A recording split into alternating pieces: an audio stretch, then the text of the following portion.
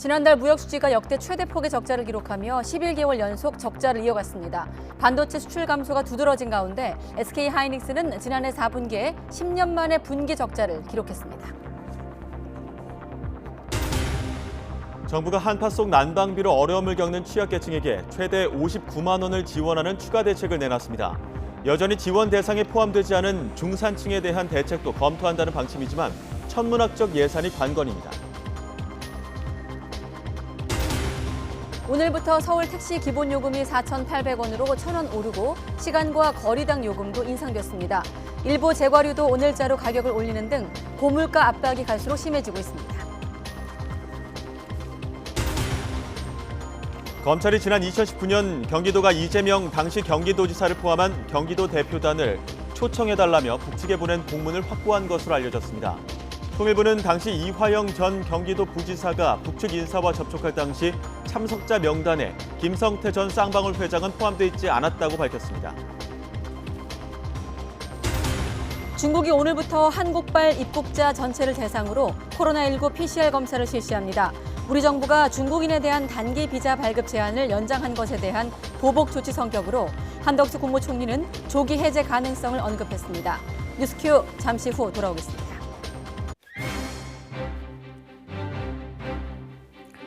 여러분 안녕하십니까? 가장 빠른 종합뉴스 뉴스큐 시작합니다.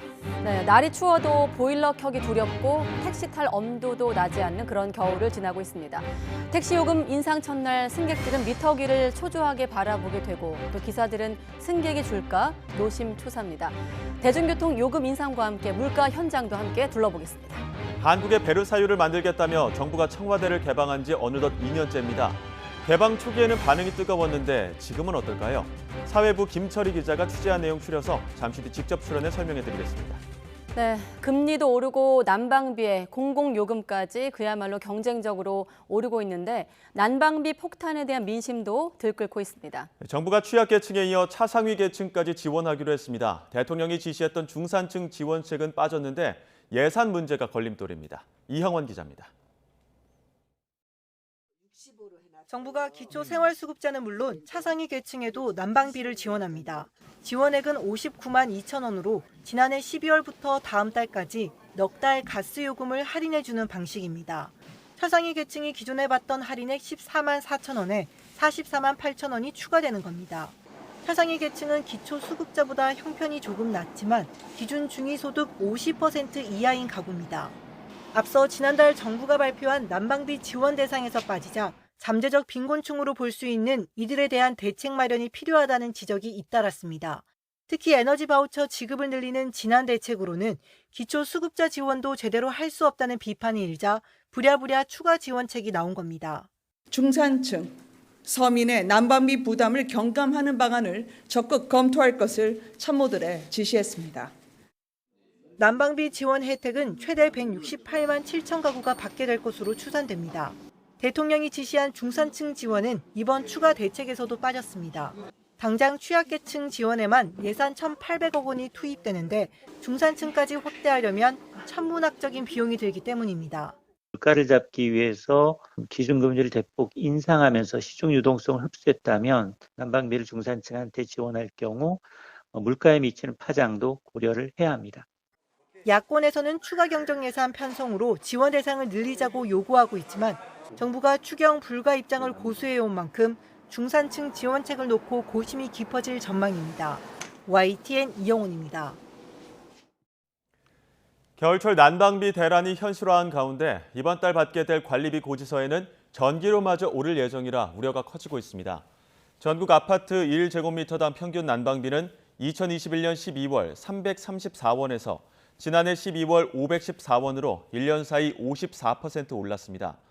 지난 1월 한파 영향으로 이번 달 난방비는 더 오를 가능성이 큰 가운데 1분기에는 전기료까지 42년 만에 최고폭인 킬로와트 시당 13.1원 오를 예정이어서 가계 시름이 깊어지고 있습니다. 네, 이렇게 물가 인상 행진이 이어지고 있는 가운데 시리얼이나 과자를 비롯한 여러 가공식품 가격들도 이번 달부터 오릅니다. 한파에 채소값도 오르면서 장보기가 전체적으로 만만치 않을 것으로 보입니다. 현장에 취재기자 나가 있습니다. 이준엽 기자. 네, 서울 응암동에 있는 대형마트입니다. 네, 함께 먹는 우유값도 만만치 않은데 자, 시리얼 가격 얼마나 오른 겁니까? 네, 제가 이번 달 가격이 오른 제품들을 이렇게 카트에 한번 담아봤습니다. 여기 있는 식사 대용으로 먹는 시리얼, 원래 3,200원짜리인데 300원이 올라서 3,500원이 됐습니다. 여기에 있는 초코맛 시리얼도 마찬가지인데 3,700원에서 4,000원이 됐습니다. 그리고 시리얼뿐만 아니라 과자들도 가격이 올랐는데요. 여기에 있는 꽃갈콘 원래 1,500원이었는데 200원이 올라서 1,700원이 됐습니다. 이를 비롯한 여러 가지 인기 과자들이 한 번에 가격이 오르고 있는 상황인데요. 과자만 가격이 오르는 게 아니라 초콜릿과 사탕, 껌, 아이스크림 등도 한꺼번에 인상됐습니다. 제과회사는 제조 비용이 다 올라서 이렇게 값을 다 올릴 수밖에 없었다고 설명합니다. 원재료와 포장재 값뿐만 아니라 인건비, 물류비, 전기, 가스 요금 등이 다 올랐다는 건데요. 자취를 시작한 학생은 좋아하는 과자값이 다 올랐다며 전반적인 물가 상승에 금전적인 부담을 느낀다고 토로했습니다. 직접 들어보시겠습니다. 많이 느껴요. 그래서 평소에 이렇게 장을 볼 때 가격을 좀 비교해서 전반적으로 싼 걸 많이 고르는 편인 것 같아요. 간식만 올랐을까요? 올겨울 이어진 한파에 생산량이 급감한 채소 역시 가격이 급등하고 있습니다. 농수산식품유통공사에서 낸 통계를 보면 당근 도매가가 지난해 비슷한 시기보다 2배 넘게 뛰었습니다. 소매가에도 영향을 줘서 이곳 마트에서도 당근이 50% 이상 비싸졌습니다. 이 밖에 시설 채소인 오이와 애호박 등이 당분간 높은 가격을 유지할 전망입니다. 이처럼 간식과 채소값까지 그야말로 안 오르는 게 없어서 소비자 지갑은 날이 갈수록 얇아지고 있습니다. 지금까지 서울 응암동에 있는 대형 마트에서 YTN 이준엽입니다. 네, 그리고 서울 택시 요금 인상 첫날 시민들은 올라도 너무 많이 올랐다면서 부담스럽다고 토로하고 있습니다. 일부 시민들은 요금이 비싸진 만큼 택시 서비스도 개선돼야 한다고 말했습니다. 차유정 기자가 보도합니다. 택시를 타니 기본 요금이 4,800원부터 찍힙니다. 광화문 광장에서 서울역까지 이동해봤습니다. 이전 기본 요금 3,800원으로 가던 거리인데 지금은 2,000원 안팎이 더 나옵니다. 기본 거리는 줄었는데 기본 요금이 1,000원 오른 데다 미터기 오르는 속도까지 빨라졌기 때문입니다. 낮 시간대에 종강역에서 신서역까지 약 7km 거리를 이동했을 때를 비교해보면 택시비가 이전보다 15% 정도 비싸졌습니다. 서울 택시 기본 요금이 오른 건 지난 2019년 2월 이후 4년 만입니다. 하지만 이번엔 오름폭이 커 안 그래도 난방비, 금리 다 올라 불만이 큰 시민들은 더욱 부담스럽다는 반응입니다. 편의점만 가도 평소보다 더 많이 나오는 것 같고 일단 교통비도 그냥 1,000원 오른 것 자체가 좀 크게 다가오는 것 같아요. 일부 시민들은 요금이 많이 오른 만큼 택시 서비스가 같이 개선돼야 한다고 말했습니다. 물가가 다 올랐는데 사실 저는 이제 20대, 30대들은 그 물가가 오른 거에 비해서 서비스가 그만큼 어느 정도 품질을 받쳐주면 내도 괜찮다고 생각을 해서. 택시기사들은 기름값 등이 오른 만큼 요금 인상이 당연하다면서도 당분간 승객이 줄지 않을까 우려하기도 했습니다. LPG 요금도 많이 올랐고 물가 상승도 많이 했기 때문에 요금은 올려야 되지만 당분간 손님이 좀 줄어들 것이라고 저는 생각이 드는데요. 점점 나아지겠죠. 택시비 인상을 시작으로 이르면 오는 4월부턴 서울 지하철과 시내버스 요금도 300~400원 오를 전망이라 시민 한숨이 더욱 깊어질 전망입니다. YTN 차유정입니다. 네, 그러니까 3,800원에서 4,800원으로 기본 요금이 1,000원 오른 겁니다. 2019년 이후 4년 만에 요금 인상이지만 한겨울 난방비 폭탄으로 가뜩이나 힘든 요즘이라 서민 가게엔 더욱더 부담으로 다가오고 있습니다. 여기에다 지하철, 또 버스 등 대중교통 요금 줄 인상도 예고되어 있는 상황입니다. 오늘은 이상훈 서울시 교통기획관 연결해서 좀 더 이야기 나눠보겠습니다. 네, 기획관님 안녕하십니까? 예, 안녕하십니까? 네. 관련 뉴스 오늘 어제부터 예고도 있었고 쏟아지고 있는데 당국자로서 어느 정도 예상했던 반응들인가요? 어떻게 보십니까? 네, 고물가 시기에 네. 택시 요금을 인상하게 됐고요. 그런 거에 필요성은 인정을 하기는 하지만 네. 인상된 부분에 대해서 부담이 된다. 뭐 그런 의견은 기존에도 좀 예상을 했었고요. 예. 네, 예상했던 반응들이다. 하나씩 국장님께 여쭤보겠습니다. 자, 종류별로 좀 볼 필요가 있는데 중형 택시냐, 대형 택시냐에 따라 좀 다르잖아요. 직접 좀 설명을 해주시죠. 예. 그 택시가 중형 택시 그리고 모범 대형 택시가 있습니다. 예. 먼저 중형 택시의 경우에 기본 요금은 당초 3,800원에서 4,800원으로 1,000원이 인상이 됐고요. 기본 거리를 당초 2,000m에서 1,600m로 400m 축소했습니다. 그리고 거리 요금이라고 있는데요. 당초 132m마다 오르던 것을 131m로 1m 축소했고 네. 시간 요금은 당초 31초마다 오르던 것을 30초로 1초 단축했습니다. 그리고 이제 모범 대형 택시가 있는데요. 네. 이것은 기본 요금만 당초 6,500원에서 7,000원으로 500원 인상하고 거리 시간 요금은 동결했습니다.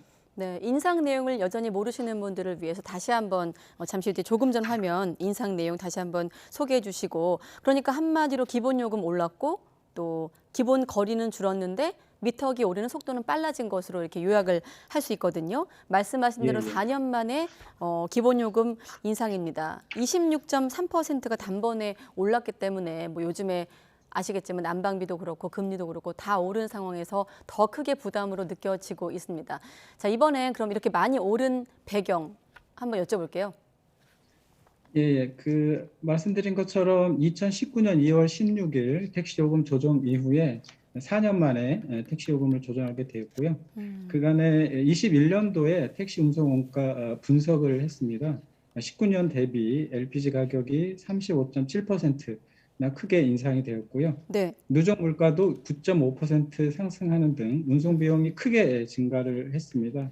그래서 19.3%의 인상 요인이 있는 것으로 분석을 했고, 예. 이에 따라서 택시 업계의 경영상 어려움이 가중되고 있어서 택시 요금을 조정하게 되었습니다. 네, 난방비 문제도 사실 이 문제가 화두가 되고 있는데 물가 상승률과 달리 지금 택시 요금 같은 경우도 4년간 동결 됐거든요. 물론 4년이라는 시간 동안 정부 입장에서 설명이 좀 있었겠습니다만은 다시 한번 동결된 이유도 짚어주시죠. 지난 그 코로나19 기간 동안에 네. 경제가 굉장히 어려워졌지 않습니까? 예. 그런 과정에서 택시 요금 인상 요인이 있다고 하더라도 또 요금을 인상할 경우에 시민들께 부담이 가중될 수 있기 때문에 좀 네. 조정을 했던 것이고요. 이번에 요금을 인상하게 된 것은 특히나 이제 그 심야 시간에 아시는 것처럼 예. 택시를 이용하는 분들이 굉장히 그 잡기가 어려웠었습니다. 근데 저희가 그 심야 택시난을 해소하기 위해서 개인 택시 부재 해제나 심야 네. 전용 택시 확대, 올빼미 버스 확대, 그리고 지하철 막차 연장 운행 등 여러 가지 서울시가 가지고 있는 수단 등을 동원을 해가지고 택시 심야 시간 택시난을 완화하려고 했습니다만은 네. 이게 충분치가 않아서 마지막 방법으로 택시 요금 인상을 하게 되었다는 점도 감안해 주셨으면 좋겠습니다. 네, 심야 택시난을 해소하기 위해서 여러 가지 방법을 동원했지만 역부족이었다. 그리고 또 한 가지 말씀하신 대로 코로나 어떤 사태 직격탄으로 택시업계도 이를테면 보릿고개 힘든 시기를 보낸 것도 하나의 배경이다. 그래서 2달 전에 심야 할증 시간과 요금이 먼저 인상이 된 부분이 있는데 이것만으로도 부족했단 말씀인가요, 그러면? 예, 그렇습니다. 예. 좀 더 추가적으로 말씀을 드리면요. 네. 시민들 수요가 많은 심야 11시부터 새벽 2시 피크 타임 때 더 많은 택시들이 운행되도록 유인하기 위해 요금 조정을 했다는 말씀을 드립니다. 알겠습니다. 자, 그러니까 좀 우리가 이해를 돕기 위해서 기본요금 1,000원 인상에 더해져서 심야 할증 시간에 이를테면 명동역에서 강남역까지 한 10km를 택시를 타고 가면 18,000원 정도 나온다고 하더라고요. 지난해 12월 이전과 비교하면 한 4,000원 정도 오른 건데 아까 차유정 기자 리포트 안에서도 한 15% 인상을 좀 파악한 내용이 있었는데 아까 그 오르게 된 배경은 충분하게 설명하셨습니다만 아무래도 택시 같은 경우도 서민의 발이기 때문에 대중의 발이기 때문에 아까 시민 인터뷰에서처럼 부담이 적지 않은 게 사실인데 여기에 대해서 좀 설명을 해주시죠.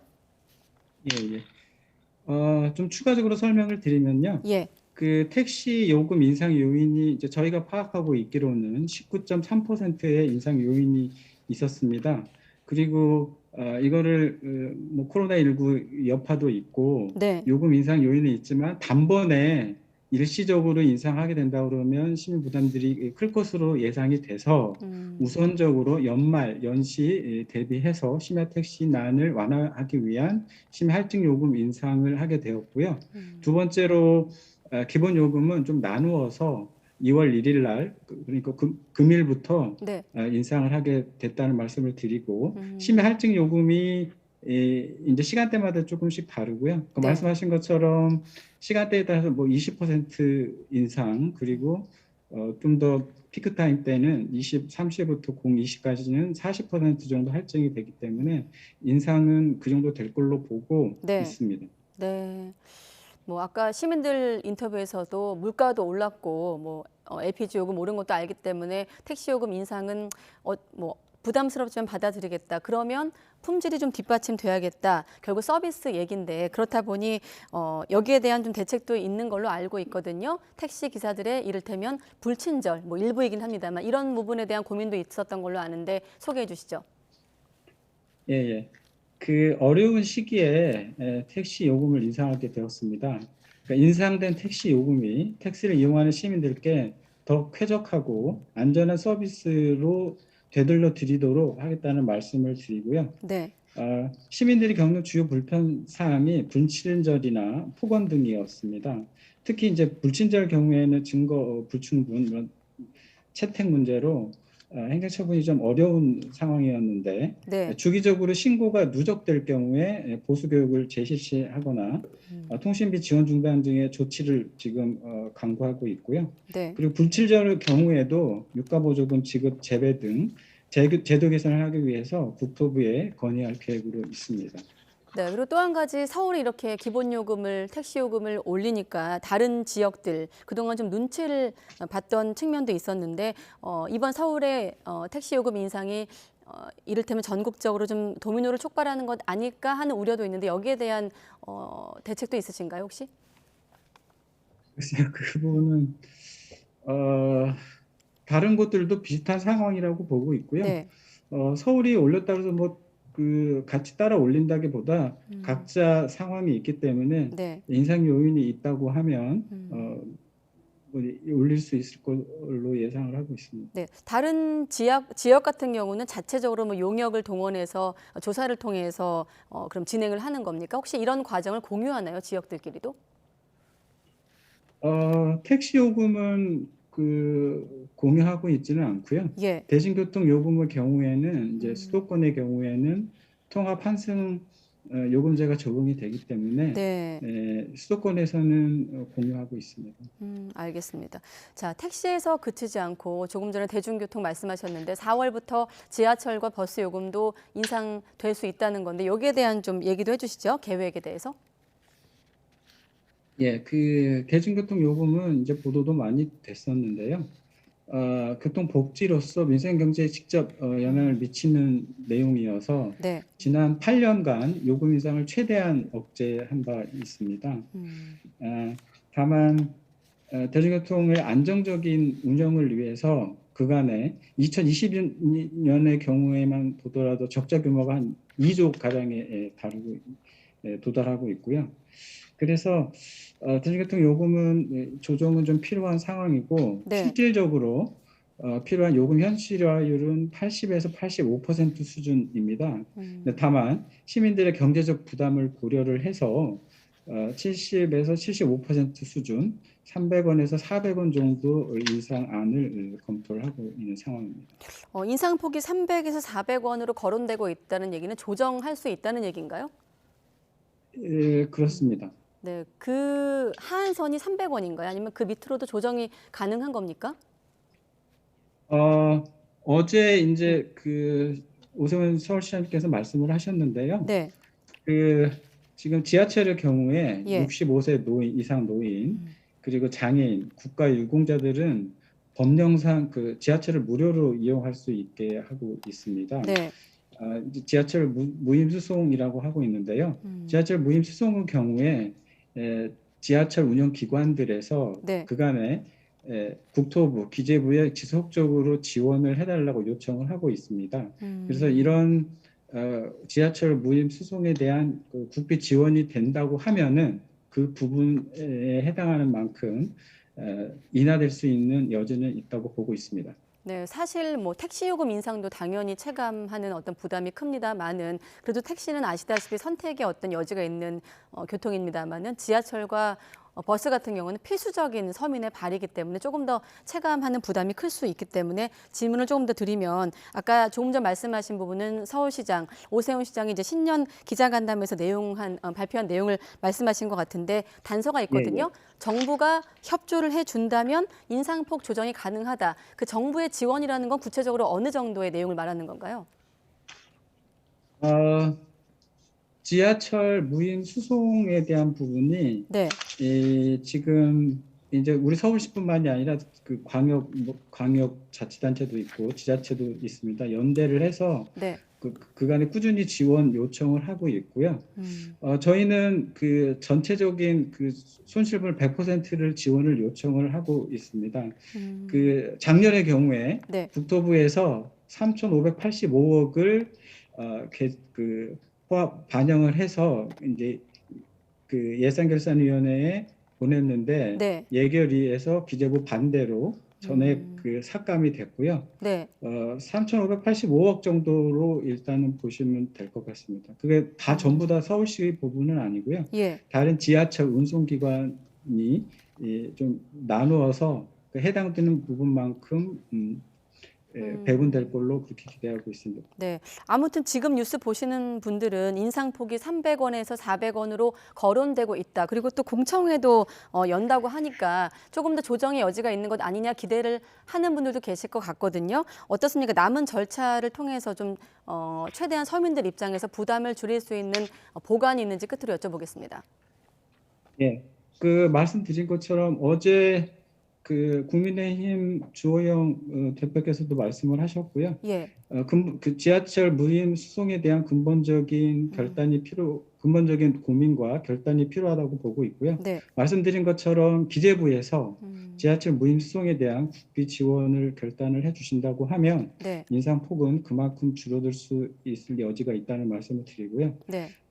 서울시 대중교통 요금 조정과 관련해서는 관련 절차에 따라서 2월 10일 공청회가 예정이 돼 있고요. 네. 그 이후에 서울시의회 의견 청취 그리고 물가대책위원회 심의를 거쳐서 최종적으로 요금안을 결정할 계획입니다. 네, 일단 4월 말에 요금이 조정되는 걸로 알고 있는데 그게 그 정도 시기쯤이면 그 요금 인상 결정이 나오는 건가요? 저희가 당초 예정됐던 거는 4월 말이고요. 네. 기재부에서 결단하거나 안 그러면 이제 그 정치권에서 논의하는 그런 내용에 따라서 조정될 시기도 좀 조정될 수는 있지만 당초 저희가 계획한 시기는 4월 말입니다.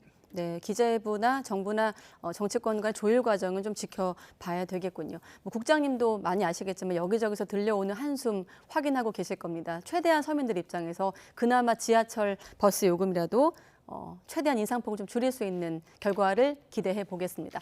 네, 이상훈 서울시 교통기획관이었습니다. 고맙습니다. 네, 감사합니다.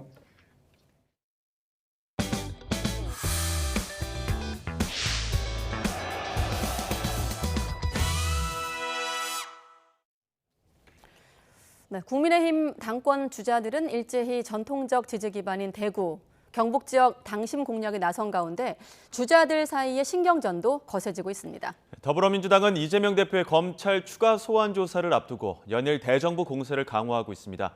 국회 취재기자 연결합니다. 조성호 기자. 네, 국회입니다. 네, 먼저 국민의힘 전당대회 내일부터 후보 등록을 받는데 주자들 사이의 신경전이 계속 거세지고 있습니다. 네, 양강 구도를 형성한 김기현, 안철수 의원은 예민한 설전을 계속해서 주고받고 있습니다.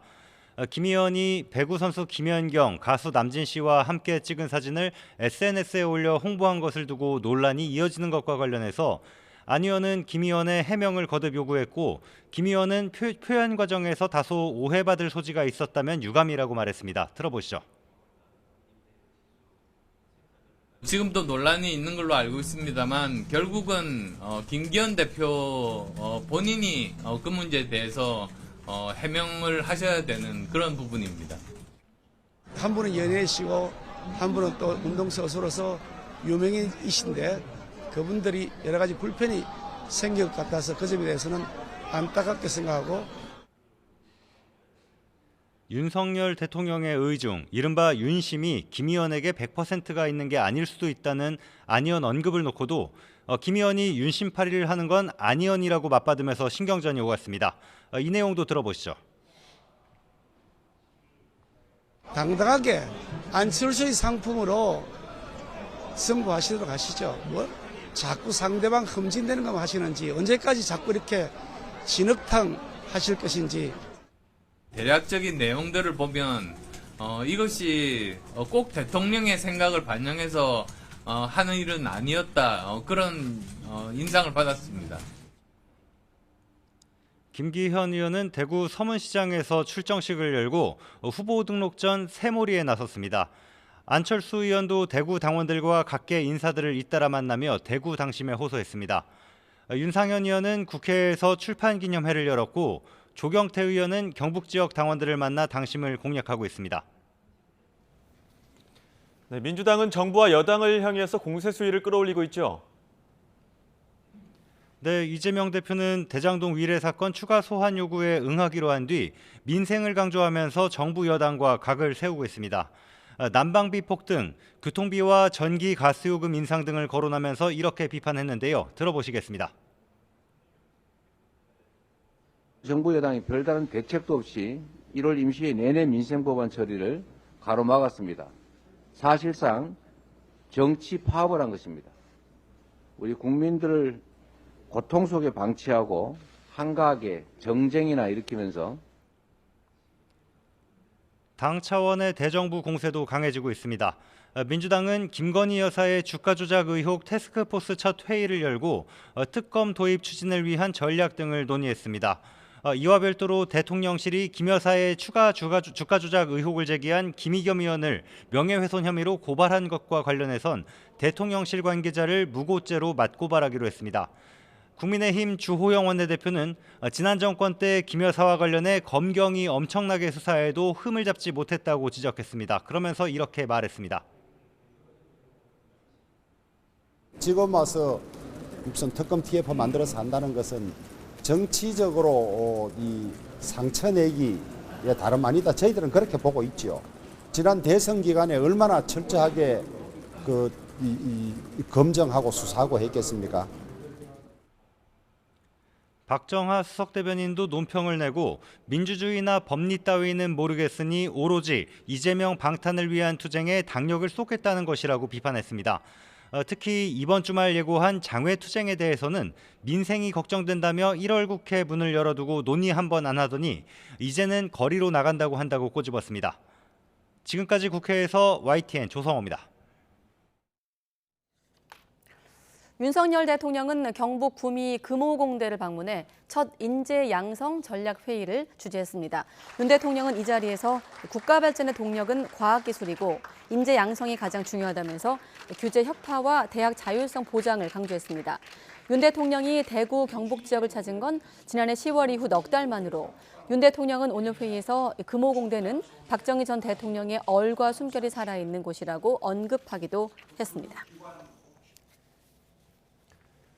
더불어민주당 이재명 대표가 경기지사로 있던 지난 2019년 말 북한을 방문하기 위해 북측에 전달한 공문 등을 검찰이 확보한 것으로 알려졌습니다.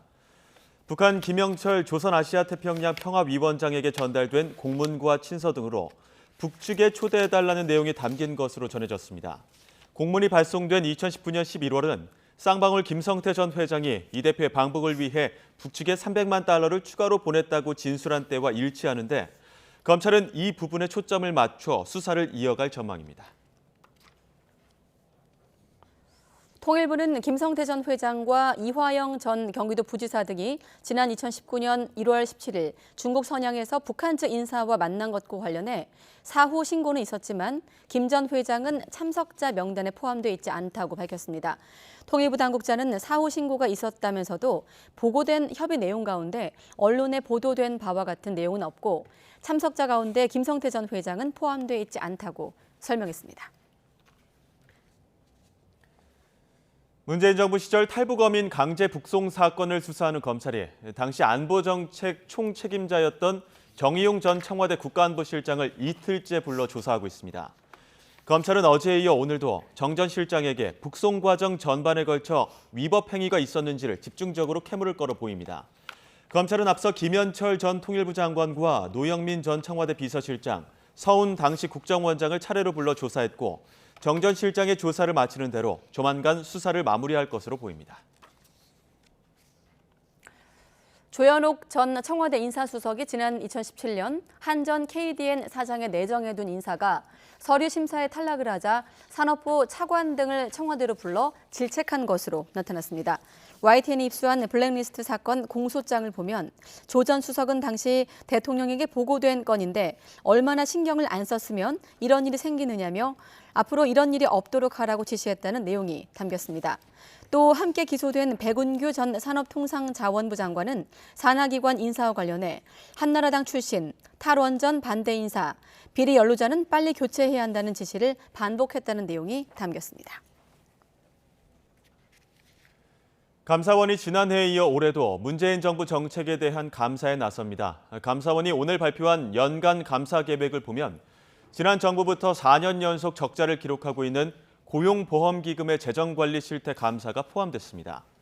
문재인 정부 역점 사업인 한국형 뉴딜 정책의 그린스마트 미래학교 사업도 대상에 올랐습니다. 감사원은 경기도와 성남시를 올해 정기감사기관에 포함했는데 경기지사와 성남시장을 지낸 더불어민주당 이재명 대표를 겨냥했다는 지적도 나옵니다. 이에 대해 최달령 감사원 기조실장은 성남시는 지난 2010년 마지막 감사라 포함됐으며 경기도는 작년 하반기에 계획했다가 밀린 거라면서 특정 이슈만 가지고 판단하는 건 수용하기 어렵다고 반박했습니다. 네, 그리고 최근에 구속된 김성태 전 쌍방울 회장이 돌연 태도를 바꾸고 달라진 진술을 내놓고 있습니다. 이재명 대표는 검찰의 신작 소설이라며 일축했지만 파장이 적지 않을 것으로 예상되고 있습니다. 또 대통령실과 민주당의 갈등도 더욱 깊어지고 있습니다. 대통령실에서 김의겸 대변인을 명예훼손 혐의로 고발하자 민주당에서 맞고소를 준비하고 있습니다. 김성훈 변호사와 하나씩 짚어보겠습니다. 어서 오십시오. 네. 안녕하세요. 변호사님, 주말을 걸쳐서는 이제 이재명 대표 출석으로 대장동 위례신도시 의혹이 주목을 받았고 오늘은 이제 김성태 전 회장의 발언으로 다시 쌍방울 그룹 관련 내용이 혐의가 집중되고 있습니다. 자, 이번 발언 같은 경우 이제 대북 송금 관련 의혹인데 그 부분 짚기 전에 김 전 회장이 받는 혐의부터 다시 한번 짧게 짚겠습니다. 네, 몇 가지가 있는데요. 네. 간단하게 말하면 배임과 횡령이 있습니다. 예. 또 여러 계열사를 운영하는 과정에서 회사에게 손해를 끼치거나 회사의 자금을 횡령해서 비자금을 조성했다. 이런 혐의들이 있고요. 그리고 전환사채, 시비라고 합니다. 네. 시비를 발행하는 과정에서 허위 공시를 함으로써 자본시장법을 위반했다는 혐의가 있습니다. 그리고 예. 사실 더 주목받는 혐의는 이렇게 조성된 자금을 토대로 해가지고 뇌물을 제공했다. 그리고 또 이 뇌물로 제공한 것뿐만 아니라 외국환거래법을 위반하고 해서 이제 대북을 북한에 이제 자금을 외화를 송금했다 이런 의미가 있고요, 혐의가 있고요. 네. 이 부분에 대해서는 또 지금 이제 구속영장 청구서에는 포함 안 됐지만은 이재명 대표의 이제 변호사비 대납을 한 것이 아니라는 의혹도 제기된 상황입니다. 네, 오늘 우리가 주로 볼 대목은 아까 화면 속에서 대북 송금 관련 의혹입니다. 예, 네. 맞습니다. 그 이제 김성태 전 회장 송환될 때만 해도 이제 변호사비 대납 의혹이 가장 큰 의혹이었는데 말씀하신 것처럼 구속영장 청구서엔 빠졌습니다. 그리고 이번에는 김성태 전 네. 회장이 입을 열면서 대북 송금 의혹이 더욱더 중심을 받고 있는데 이 주목받고 있는 배경도 설명을 해주시죠. 네, 지금 일단은 이런 진술을 했다라는 보도가 있는 상황이고요. 예. 구체적으로 이제 그 해당되는 진술이 있는지 또 진술이 사실인지는 또 봐야겠지만은 일단은 그 보도 내용을 전제로 봤을 때는 김성태 회장이 전 회장이 지금까지 이야기한 거랑 좀 굉장히 많이 다른 부분들이 입장이 있는 것 달라졌죠. 같습니다. 예, 일단은 이재명 지사에 전혀 모른다라고 했고 무엇보다도 외화 송금, 대북 송금 관련돼 가지고는 개인적인 비즈니스 차원이었지 경기도라든지 이런 쪽이랑은 전혀 관련이 없다는 식으로 이야기를 했습니다. 예. 근데 지금 일단 보도 내용에 따르면은 2019년 1월과 4월에 북한에 500만 달러를 송금했고 그거는 경기도의 북한 스마트팜 지원 사업 비용이다 이렇게 이야기를 했고요. 네. 한마디로 경기도가 지원해야 하는 것들을 자신이 자신 회사의 자금으로 지원했다는 식으로 이야기를 했고요. 예. 또 2019년 11월에 300만 달러에 대해서는 구체적으로 이재명 대표의 방북 비용으로 자기가 송금한 것이라는 진술을 했다는 보도가 이렇게 나온 상황입니다. 네. 김성태 전 회장 관련해서는 특히나 이제 이재명 대표와 관련해서는 크게 두 가지입니다. 두 사람의 관계를 확인할 것, 그 다음에 쌍방울 그룹의 어떤 전환사채 허위 공시를 포함해서 의심을 할 만한 자금 흐름을 검찰이 들여다보고 있는 것 아니겠습니까? 크게 네. 보면. 네. 자, 사실로 드러난 부분들도 있는데 그 무렵에 경기도가 북한과의 교류 협력에 나섰고 특히나 당시 이화영 전 부지사가 공개적으로 이재명 지사의 당시 지사의 방북 가능성을 언급하기도 했기 때문에요. 네. 네, 그렇습니다. 결국은 이제 여러 혐의점들이 있지만 김성태 전 회장에만 일단 집중을 하자면요. 예. 크게 두 가지가 있습니다. 한마디로 전환사채, 시비거래 등을 통해 가지고 횡령 배임, 즉 비자금을 조성해서 보이지 않는 돈을 조성한 그런 부분에 혐의가 있다라는 자금 조성에 관한 부분들이 있고요. 네. 두 번째는 이제 그렇게 조성한 자금을 어디에 사용했는가? 결국은 일정 부분의 뇌물이라든지 아니면은 뇌물 목적의 어떤 자금 지원들을 사용한 것이 아니냐는 의혹이 제기되어 있고 네. 바로 이 부분에서 지금 사실은 정치적인 관심을 받고 있는 부분이 있습니다.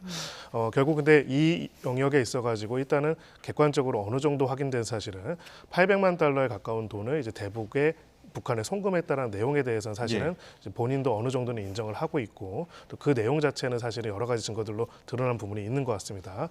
결론은 이제 그렇다면은 이것이 왜 송금됐는지가 중요한데요. 이 송금과 관련돼서 경기도와 관련된 비용들을 자신이 대납했다라고 이야기를 하는데 이 말의 신빙성이 확인되기 위해서는 결과적으로는 당시 경기도 차원에서 추진되고 있었던 대북 사업들이 어떻게 진행되었고 내부적인 의사결정뿐만 아니라 외부적으로 북한 혹은 또 관련돼서 소통하는 여러 기관들과 어떤 내용들이 오고 갔는지를 그 전후 사정들을 볼 필요가 있습니다. 지금 검찰은 이재명 대표가 이제 대선 주자로서 몸집 키우기 위해서 대북 사업 방북을 추진했고 당시에 그리고 쌍방울은 그 이재명 대표의 정치적 이익을 위해서 돈을 지원했다 이렇게 보고 있는 겁니다. 이런 부분에서 봤을 때 만약에 이 혐의가 밝혀진다면 어떤 법리적으로 고려해 볼 수 있는 겁니까? 네, 일단은 그 법률적으로 구속 요건으로 보자면 소위 말하는 제3자 뇌물죄 적용 여부가 문제가 될 수가 있습니다. 한마디로 이제 직접 뇌물을 수령하면 우리 일반적으로 부정한 청탁을 받고 직무에 관해서 돈을 수령한 걸 뇌물죄라고 하죠. 일반적인 뇌물죄인데 그것이 아니라 직접 수령한 것이 아니라 이제 제3자로 하여금 이 부정한 청탁의 대가로 직무 수행의 대가로 자금을 지원하게 하거나 그런 물질적인 부분들을 제공하게 하는 걸 바로 제3자 뇌물죄라고 합니다. 여기서 제3자는 북한이 될 수가 있겠죠. 이런 부분에 대해 가지고 이제 그 혐의점을 관련된 수사가 진행될 것으로 보이고요. 결론적으로는 이제 2019년 1월과 4월 그리고 2019년 11월 이제 각각 이제 특정되어 있는 대북 송금 시점에 어떠한 일들이 벌어졌는지가 결국 핵심적인 내용이 될 것입니다. 네, 여기에 대해서 그때 어떤 일이 벌어지고 있는 게 핵심이 될 거라고 하셨는데 민주당 같은 경우는 2019년 정세를 고려할 때 터무니없는 망상이다, 말이 되느냐, 경색 상황인데 이렇게 주장을 하고 있고 아까 변호사님께서 그때 당시에 대북 사업의 진행 상황을 확인 확인하는 게 중요하다고 하셨거든요. 좀 중요한 질문일 것 같아서 그런 과정은 어떻게 확인하게 되는 겁니까? 북한으로 네. 송금을 한 부분이기 때문에. 네, 그렇습니다. 그렇기 때문에 이제 어찌 보면은 좀 더 명확하게 드러나 있는 외부적인 내용과 그다음에 내부적인 내용을 나눠서 볼 것으로 보이고요. 외부적으로 드러나는 부분 혹시 경기도가 지자체 차원에서 진행됐던 사업 혹은 지자체 차원에서 이제 북한에 대해서 어떤 친서를 보내거나 공문을 보내거나 어떤 메시지를 보낸 것들이 있는지, 그것이 직접적으로 있는지 아니면 또 간접적으로 제3자를 통해서 있는지 이런 부분들을 중점적으로 들여다볼 것이고요. 내부적으로는 경기도 사업이라고 한다면은 도 내부의 여러 가지 의사결정의 주체들이 어떻게 논의를 하고 어떤 결재를 했는지가 나와 있을 것입니다. 그런 부분들을 양쪽을 다 보게 될 것으로 보이고요. 이런 상황 속에서 결국은 이런 각각의 내용과 의사결정들 그리고 그것이 대외적으로 혹은 북한 대북으로 표현된 부분들이 이 자금의 흐름과 어떻게 연관성이 있는지를 들여다보게 될 것입니다. 예. 김성태 전 회장 발언이 이제 180도 바뀐 부분들이 몇 가지가 있는데 귀국 전에 이제 언론 인터뷰했을 때는 이재명 대표 만난 적도 없고 통화한 적도 없다 했었는데 통화했다고 인정을 했고 이재명 대표 측에서도 어떤 비슷한 맥락의 어떤 이야기를 한 것 같거든요. 이 부분도 좀 짚어볼까요? 전화를 받았지만 기억이 나지 않는다고. 네, 이제 그런 또 진술이 나온 것 같고요. 뭐 또 다른 이제 담당자, 그러니까 쌍방울 전 이제 직원의 어떤 증언에 따르면은 김성태 대표 전 회장의 이제 모친상에 이 경기도지사의 비서실장이 또 당시에 이제 문상을 하고 그랬다. 뭐 다른 친분 관계가 없었는데 그랬다라는 이야기들을 하고 있는데요. 이제 뭐 통화를 만약에 했다거나 뭐 그랬다고 하더라도 그거 자체만으로 혐의가 되지는 않습니다. 다만 이제 결론적으로는 이제 두 가지 질문을 이 사건에서는 들을 수밖에 없습니다. 하나는 쌍방울 하나의 민간 기업이죠. 하나의 민간 기업이 독자적으로 대북과 관련된 사업들을 진행할 수가 있는가? 그건 진행을 한다면은 그 진행의 대가로서 어떤 것들을 기대했고 또 어떠한 소위 자금을 사용했는가에 관한 부분을 봐야 하고요. 일단은 쌍방울 차원에서 이 자금을 동원해 가지고 북한에 송금한 내용들은 어느 정도 확인이 된 것 같습니다. 그렇다면 이제 쌍방울 차원에서 대북 사업에 대한 어떤 기대 혹은 목적을 가지고 돈을 송금한 것까지는 드러난 것이고요.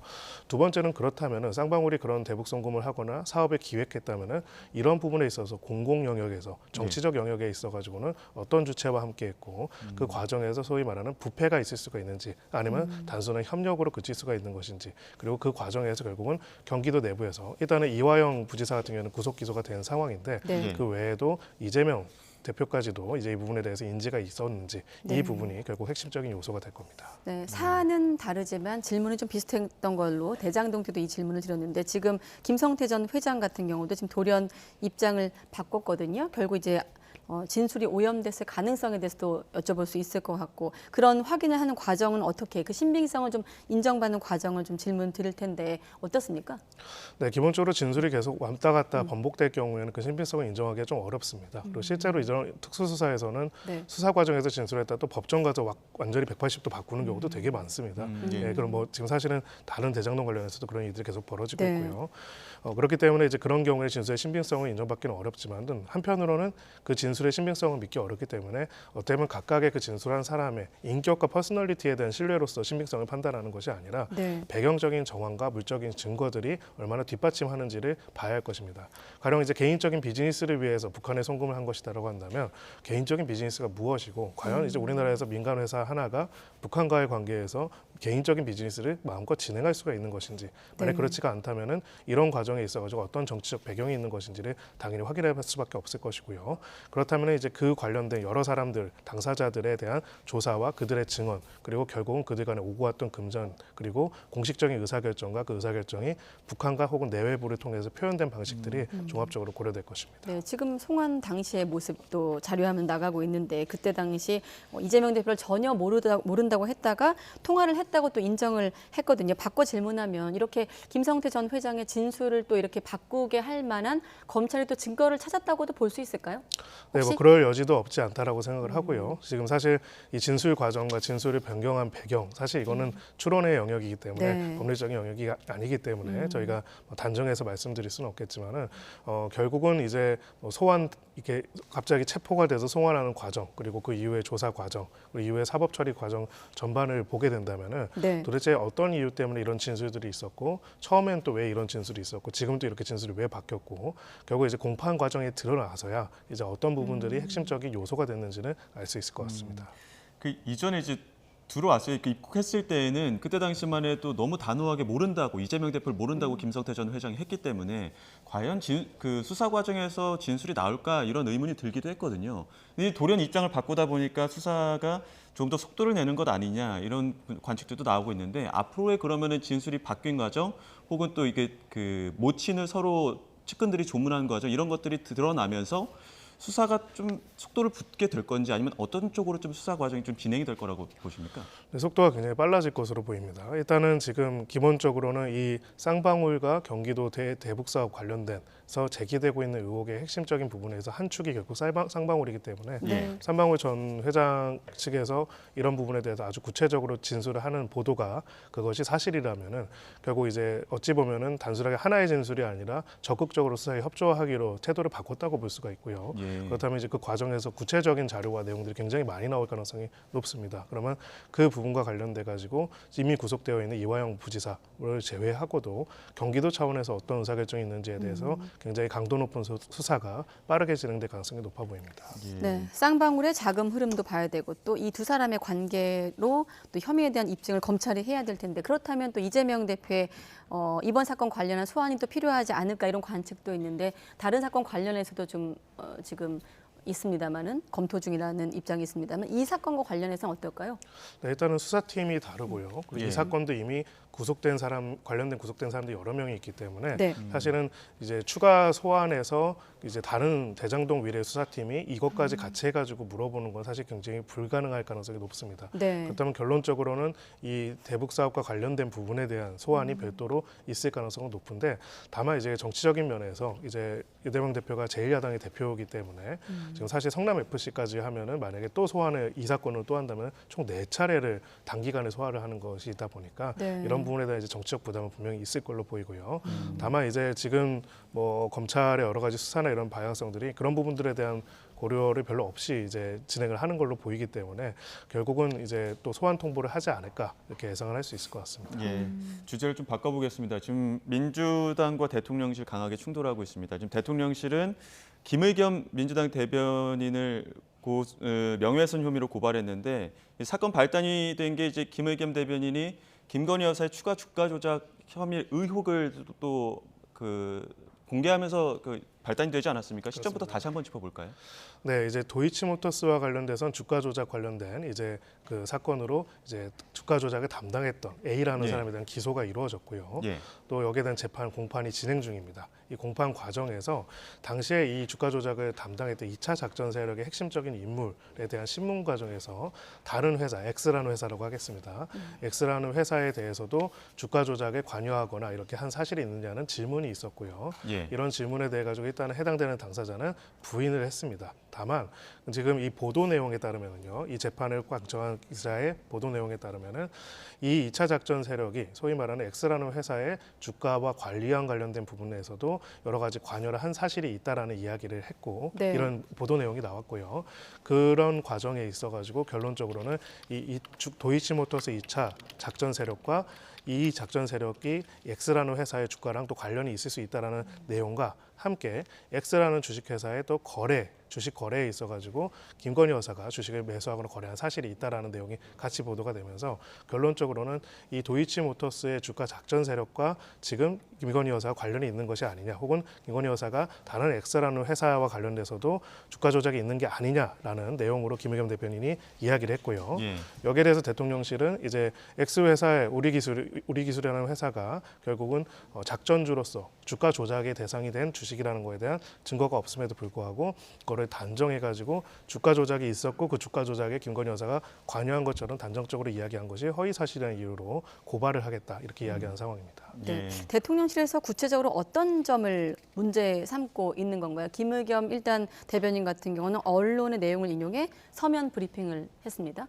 네, 한마디로 이제 두 가지, 그러니까 지금 김건희 여사가 우리기술이라는 회사의 주가 조작에 가담했다라는 그런 내용으로 이제 소위 말해서 서면 브리핑을 했다라고 일단 보고 있고요. 네, 여기에 대해서는 우리기술이 주가 조작 자체가 이제 아직은 인정되거나 그런 사실이 없는데, 마치 주가 조작이 이미 있었던 것처럼 단정했었고, 뿐만 아니라 그 주가 조작에 김건희 여사가 직접 관여한 것처럼 이야기한 부분들은 허위 사실이라고 이야기를 하고 있는 상황이고요. 그렇다면 이제 이 부분과 관련돼서는 객관적으로 그럼 우리 기술이 대한 주가 조작이 있었는지, 그리고 우리 기술이 만약에 주가 조작이 있었다면은 여기에 누가 어떻게 관여했고, 특히나 김건희 여사 관여했는지 여부에 대한 부분의 사실이 이 사건의 고발 사건의 기소 여부의 핵심 쟁점이 될 걸로 보입니다. 그러니까 이게 공판 과정에서 일부 언론이 드러난 내용들을 보도를 했고, 보도된 내용을 김의겸 대변인이 서면 브리핑을 하면서 대통령실이 김의겸 대변인을 고발한 겁니다. 근데 이제 언론사에는 고발하지 않았었고, 이런 부분들 때문에도 좀 왜 언론사는 고발하지 않은 것이냐 이런 의문들도 있었고요. 그런데 또 민주당에서는 무고죄로 맞고소하겠다 이런 이야기를 또 밝혔거든요. 이것도 성립이 되는 겁니까? 네, 그렇습니다. 이제 사실적시 명예훼손이 있고요. 허위사실적시 명예훼손이 있습니다. 만약에 진실한 사실을 이야기했는데 이것을 허위사실적시 명예훼손으로 고소하는 경우에는 그렇다면 이거는 무고가 되는 것이고요. 그래서 사실 이런 형태의 정치적 공방이 명예훼손, 허위사실적시 명예훼손을 갈 때 거기에 대해서 그 주장하는 쪽에서 그렇다면 난 무고로 고소하겠다 이런 의견들이 굉장히 많고요. 결국은 객관적인 사실이 무엇인가에 따라 가지고 이제 둘 중에 하나에 대한 형사적인 처벌이 내려질 수 있습니다. 네, 시간은 다 됐는데 짧게 한 가지만 여쭤보겠습니다. 사실 이 문제 말고 지난번 술자리 의혹으로도 양측이 좀 대립한 경우도 있기 때문에 물론 별개의 사안입니다만 어떻습니까? 지금 보면 명예훼손으로 고발하겠다, 무고죄로 맞고발하겠다. 지금 상황에서 조금 확대될 가능성이 있다고 보십니까? 법리적으로? 네, 뭐 일단은 그렇게 보입니다. 사실은 지금 언제부턴가 이제 거의 대부분의 정치 이슈가 수사 이슈가 되고 있기 때문에요. 근데 결론적으로는 이 과정에서는 이제 이 주가 조작의 담사자로 지목된 A라는 사람이 소위 우리 기술에 관한 주가 조작을 실제로 했는지, 그 주가 조작을 했다면은 이 사람과 이제 소위 말해서 김건희 여사가 혹시라도 자금 거래라든지 이런 관련이 있는지 부분들이 또 이 명예훼손 사건이지만 그거랑 별개로 수사가 이루어질 수밖에 없을 것이다 이렇게 보고 있습니다. 네, 알겠습니다. 오늘은 김성훈 변호사와 함께했습니다. 고맙습니다, 변호사님. 감사합니다.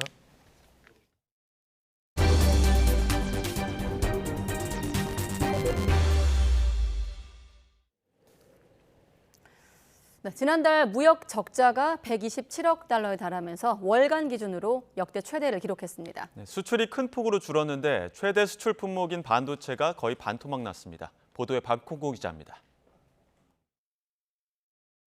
글로벌 경기 침체와 그에 따른 반도체 수요 감소, 메모리 가격 하락이 1월 수출 지표에 그대로 반영됐습니다. 수출액 462억 7천만 달러로 1년 전보다 92억 달러 감소했는데 반도체만 48억 달러 줄었습니다. 전체 수출 감소분의 52%나 됩니다. 반도체 수출 하락폭은 지난해 10월 17%에서 석 달 사이 3배 가까이 커졌습니다. 최대 수출 품목인 반도체는 D램, 낸드 등 주요 제품의 가격 급락 영향으로 수출이 44.5% 감소했습니다. 1월 수입은 원부자재 수입이 줄면서 소폭 감소했으나 가스, 석탄 등 동절기 에너지 수입량은 여전히 많았습니다. 전체 수입액의 27%에 해당하는 158억 달러가 에너지 수입인데 1년 전보다는 줄었으나 최근 10년간 1월 평균과 비교하면 50% 이상 큽니다. 이 밖에 수출은 15개 주력 품목 가운데 자동차와 조선 등을 제외한 10개 품목이 1년 전보다 줄었습니다. 대중국 수출은 마이너스 31%, 아세안 수출도 마이너스 20%를 기록했습니다. 1월 무역 적자는 126억 9천만 달러로 역대 최대 규모를 기록하며 11개월째 적자를 이어갔습니다. 산업부는 수출 감소와 무역 적자 상황을 매우 엄중하게 인식하고 있다며 긴급 회의를 열어 수출 상황을 점검했습니다. YTN 박홍구입니다. 추경호 부총리 겸 기획재정부 장관은 무역 적자가 시차를 두고 점차 개선될 것으로 전망했습니다. 추 부총리는 동절기 에너지 수입이 늘면서 계절적으로 가장 나쁜 달이 1월인데다 반도체와 중국 변수 등 악재가 겹쳤다고 분석했습니다. 이어 앞으로는 계절 요인이 축소되고 중국의 일상 회복 효과가 시차를 두고 반영되면서 점차 개선될 것이라고 내다봤습니다. 네. 이 같은 분위기 속에서 SK하이닉스가 지난해 4분기 10년 만에 처음으로 적자를 기록했습니다. 경기 침체 여파로 반도체 수요가 줄어든 게 실적 분인에 영향을 미쳤는데 상반기까지는 어려움이 이어질 것으로 보입니다. 윤혜리 기자의 보도입니다. 우리 기업들이 지난해부터 이어진 반도체 혹한기 성적표를 받고 있습니다. SK하이닉스는 지난해 4분기 1조 7천억 원에 달하는 영업 손실을 냈습니다. 지난 2012년 3분기 이후 10년 만에 처음으로 분기 적자를 기록한 겁니다. 경기 침체 분위기에 메모리 반도체 수요가 급감하면서 지난해 영업이익은 40% 넘게 감소했습니다. 삼성전자도 겨우 적자를 면한 수준입니다. 지난해 4분기 반도체로 벌어들인 돈은 전년 대비 97% 급감한 2,700억 원에 그쳤습니다. 지난해 연간 매출이 처음으로 300조 원을 넘었지만 반도체 실적 부진에 영업이익은 오히려 줄었습니다. 문제는 반도체 수요가 단기간 회복되긴 어렵다는 점입니다. 올해 1분기 삼성전자 반도체 부문 영업 실적이 적자로 돌아설 수 있다는 전망까지 나옵니다. 메모리 반도체 가격의 하락이 이제 상반기에는 이어질 것으로 예상이 되고요. 이에 따라서 국내 반도체 기업들의 실적은 상당히 부진할 것으로 저희는 예상하고 있습니다. 올해 메모리 반도체 3사의 전체 영업 손실이 6조 원을 넘어설 수 있다는 예측까지 나오자 SK 하이닉스와 마이크론은 일찌감치 투자 축소와 감산 계획을 발표했습니다. 올해의 어떤 당사의 투자 규모는 전년 대비 현재까지는 50% 이상 축소를 해서 집행할 계획을 가지고 있습니다. 따라서 현재로서는 추가적인 투자 감축은 고려하고 있지는 않습니다. 반면 삼성전자는 정면 돌파를 선택했습니다. 인위적인 감산 없이 올해 시설 투자 규모를 지난해 수준으로 유지해 단기간 손실을 보더라도 경쟁 업체들과 격차를 벌리겠다는 전략입니다. 업계에서는 올해 상반기 반도체 재고가 정점을 찍은 뒤 하반기부턴 가격이 회복되길 기대하고 있습니다. 인텔이 고성능 CPU를 출시함에 따라 차세대 D램, DDR5를 중심으로 메모리 반도체 수요가 회복될 수 있다는 예측도 있습니다. 고성능 CPU에 고성능 D램이 들어가요. 신제품이죠. 본격적으로 데이터 센터 서버 중심으로 투자가 일어날 것 같아요. 공급 줄이고 수요 늘어나면 가격 반등의 모멘텀이 되는 거고요. 하지만 올해 상반기 반도체 혹한기 여파에 우리 기업들의 매출은 물론 수출 실적 타격은 불가피해 보입니다. YTN 윤혜리입니다. 네, 반도체 혹한기, 국내 기업들의 실적이 부진을 면치 못하는 가운데 세계 반도체 시장을 장악하기 위한 국가별 경쟁은 더욱 치열해지고 있습니다. 특히 경기의 영향을 덜 받는 시스템 반도체 경쟁력 강화에 나서고 있는데요. 오늘은 춘추 전국 시대인 반도체 시장을 간단히 정리해 보겠습니다. 반도체는 크게 메모리 반도체와 시스템 반도체로 나뉩니다. 메모리 반도체는 정보를 기억하는 반도체고 시스템 반도체는 정보를 처리하는 반도체인데요. 이를테면 메모리는 데이터를 저장해두는 주머니 역할을, 그리고 시스템은 이를 실행하는 두뇌 역할을 맡는 겁니다. 흔히 우리나라를 반도체 강국이라고 하는데 바로 메모리 반도체 분야에서 전 세계 60%에 육박하는 점유율을 갖고 있기 때문입니다. 삼성전자와 SK 하이닉스의 선전으로 1위 자리를 지키고 있는 거죠. 하지만 시스템 반도체 분야에서는 점유율이 3%밖에 되지 않습니다. 그럼 전 세계 반도체 시장 규모는 어느 정도일까요? 메모리 반도체가 30%, 시스템 반도체가 70%를 차지하고 있습니다. 한마디로 시장 규모가 2배 이상 큰 시스템 반도체 분야에서 우리나라의 경쟁력은 걸음마 수준에 불과한 거죠. 국내 업체들이 실적 향상을 이유로 이 메모리에 집중하는 사이 다른 나라들은 시스템 반도체에 화력을 모으고 있는데요. 자율주행, 5G 이동통신, AI, 사물 인터넷 등에 쓰이는 핵심 부품으로 앞으로 더 큰 성장이 기대되기 때문입니다. 이 시스템 반도체에서 시장 점유율이 가장 높은 미국은 관련 예산만 우리 돈 65조 원가량을 편성한 데다 다양한 지원책으로 반도체 기업들을 미국으로 불러 모으며 발빠르게 움직이고 있습니다. 유럽과 대만, 일본, 중국 등도 그 뒤를 쫓고 있는 상황이죠. 반도체 강국이지만 시장에선 안심할 수 없는 애매한 위치를 차지하다 보니 우리 정부도 2030년까지 340조 원을 투자해 시스템 점유율을 10%까지 끌어올리겠다며 고민을 하고 있는데요. 하지만 전문가들은 우리 경제의 근간인 반도체 정책에서 뚜렷한 기조가 보이지 않는다고 입을 모으고 있습니다. 특히 경쟁력이 부족한 시스템 반도체의 다양성에 주목하는데요. 중소 반도체 설계업체들이 성장할 수 있는 반도체 생태계를 조성하는 게 관건이고 또 이를 뒷받침할 세부 정책이 뒤따라야 한다고 지적하고 있습니다. 미국의 중앙은행인 연방준비제도가 오늘 올해 첫 공개시장위원회를 열고 금리를 결정합니다. 회의는 우리 시각으로 내일 새벽에 끝날 예정인데 전문가들은 연준이 0.25%포인트 금리 인상을 단행해 기준금리 상단을 4.75%까지 높일 것으로 전망하고 있습니다. 또 이번 회의에서는 금리 인상 폭 못지않게 제롬 파월 연준 의장이 현재 인플레이션과 올해 금리 인상 기조에 관해 어떤 발언을 할지 주목되고 있습니다. 고금리와 집값 하락에 청약 인기까지 시들해지면서 청약 미달률이 최근 급등한 것으로 나타났습니다.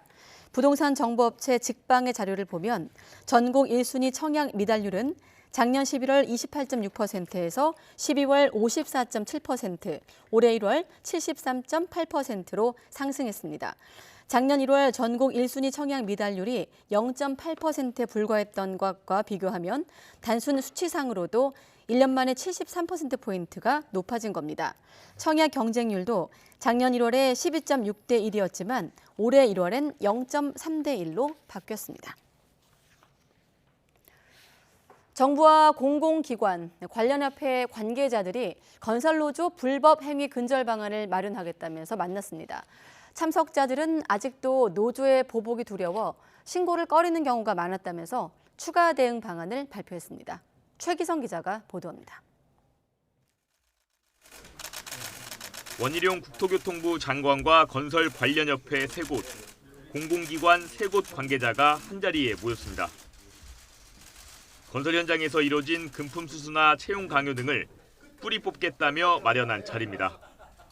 원 장관은 적극적인 신고가 이루어져야 불법 행위를 근절할 수 있다고 말했습니다. 겉으로 드러난 빙산의 일각뿐만 아니라 몸통과 뿌리까지 제가 직접 파고들겠습니다. 국토부는 부당한 요구 차단을 위해선 인력난 해소가 필요하다면서 외국인 고용 규제를 완화하는 방안도 공개했습니다. 불법 행위 사전 차단이 가능한 별도 시스템 구축도 추진 중이라고 덧붙였습니다. 계약 이체 과정에서 노조의 부당한 요구를 차단하고 계약 과정의 투명성 제고를 위해서 현재 민간 이체 시스템 구축을 추진 중에 있습니다. 한국토지주택공사와 서울주택도시공사, 경기주택공사는 최근까지 공공건설 현장 100여 곳에서 불법 행위 280여 건을 접수했다고 밝혔습니다. 피해 금액은 680억 원 규모로 추산했습니다. 신고 활성화를 위해 상시 관리 체계를 마련하고 민형사상 조치를 병행하기로 했습니다. 불법 행위가 명확하고 본질 검토 완료된 건부터 우선 보소 고발하고 사례별 그룹화하여 신속히 순차적 법적 조치도 취할 예정입니다. 대한건설협회와 대한전문건설협회, 한국주택협회는 회원사가 신고를 편하게 하도록 익명신고센터를 개설해 운영에 나섰습니다. 정부의 노력이 성과를 거두기 위해서는 노조 불법 행위에 대해 업계가 신고를 해도 노조로부터 보복당하지 않도록 하는 확실한 보안 장치가 전제되어야 합니다. 국토부는 민관 협의체를 통해 불법 행위를 차단하는 제도를 마련하겠다는 계획도 내놨습니다. YTN 최기성입니다. 네, 코로나19 신규 환자가 2만 명대 초반으로 전반적인 감소세를 보였습니다. 오미크론의 하위 변인 BN.1 국내 검출률이 50%를 넘기면서 새로운 우세종이 됐습니다. 취재 기자 연결하겠습니다. 최명신 기자. 네, 최명신입니다. 네, 확진 규모가 어제와 비슷한데 감소 추세는 이어지고 있는 겁니까? 네, 오늘 신규 환자는 어제와 비슷해 2만 명 정도입니다. 일주일 전과도 크게 차이가 없는데요. 2주 전보다는 16,000명 이상 줄어서 전반적인 감소세를 유지했습니다. 위중증 환자는 359명으로 지난해 11월 11일 이후 82일 만에 가장 적었습니다. 사망자는 42명 나왔습니다. 이런 가운데 국내 코로나19 바이러스 우세종이 바뀌었습니다. 방역당국은 주간 변이 바이러스 검출률을 집계한 결과 오미크론 하위 변이인 BN.1이 50.4%로 기존 우세종이었던 BA.5를 밀어내고 새로운 우세종이 됐다고 밝혔습니다. 기존 우세종이었던 BA.5 검출률은 18.3%로 나타났습니다. 이로써 BN.1은 델타, BA.1, BA.2, BA.5 변이에 이어서 국내 5번째 우세종이 됐습니다. BN1은 켄타우로스 변이로 불렸던 BA 2.75 파생 변이로 속도는 조금 빠르지만 중증도는 높지 않습니다. 주간 위험들은 전국과 수도권 비수도권 모두 낮음으로 평가됐습니다.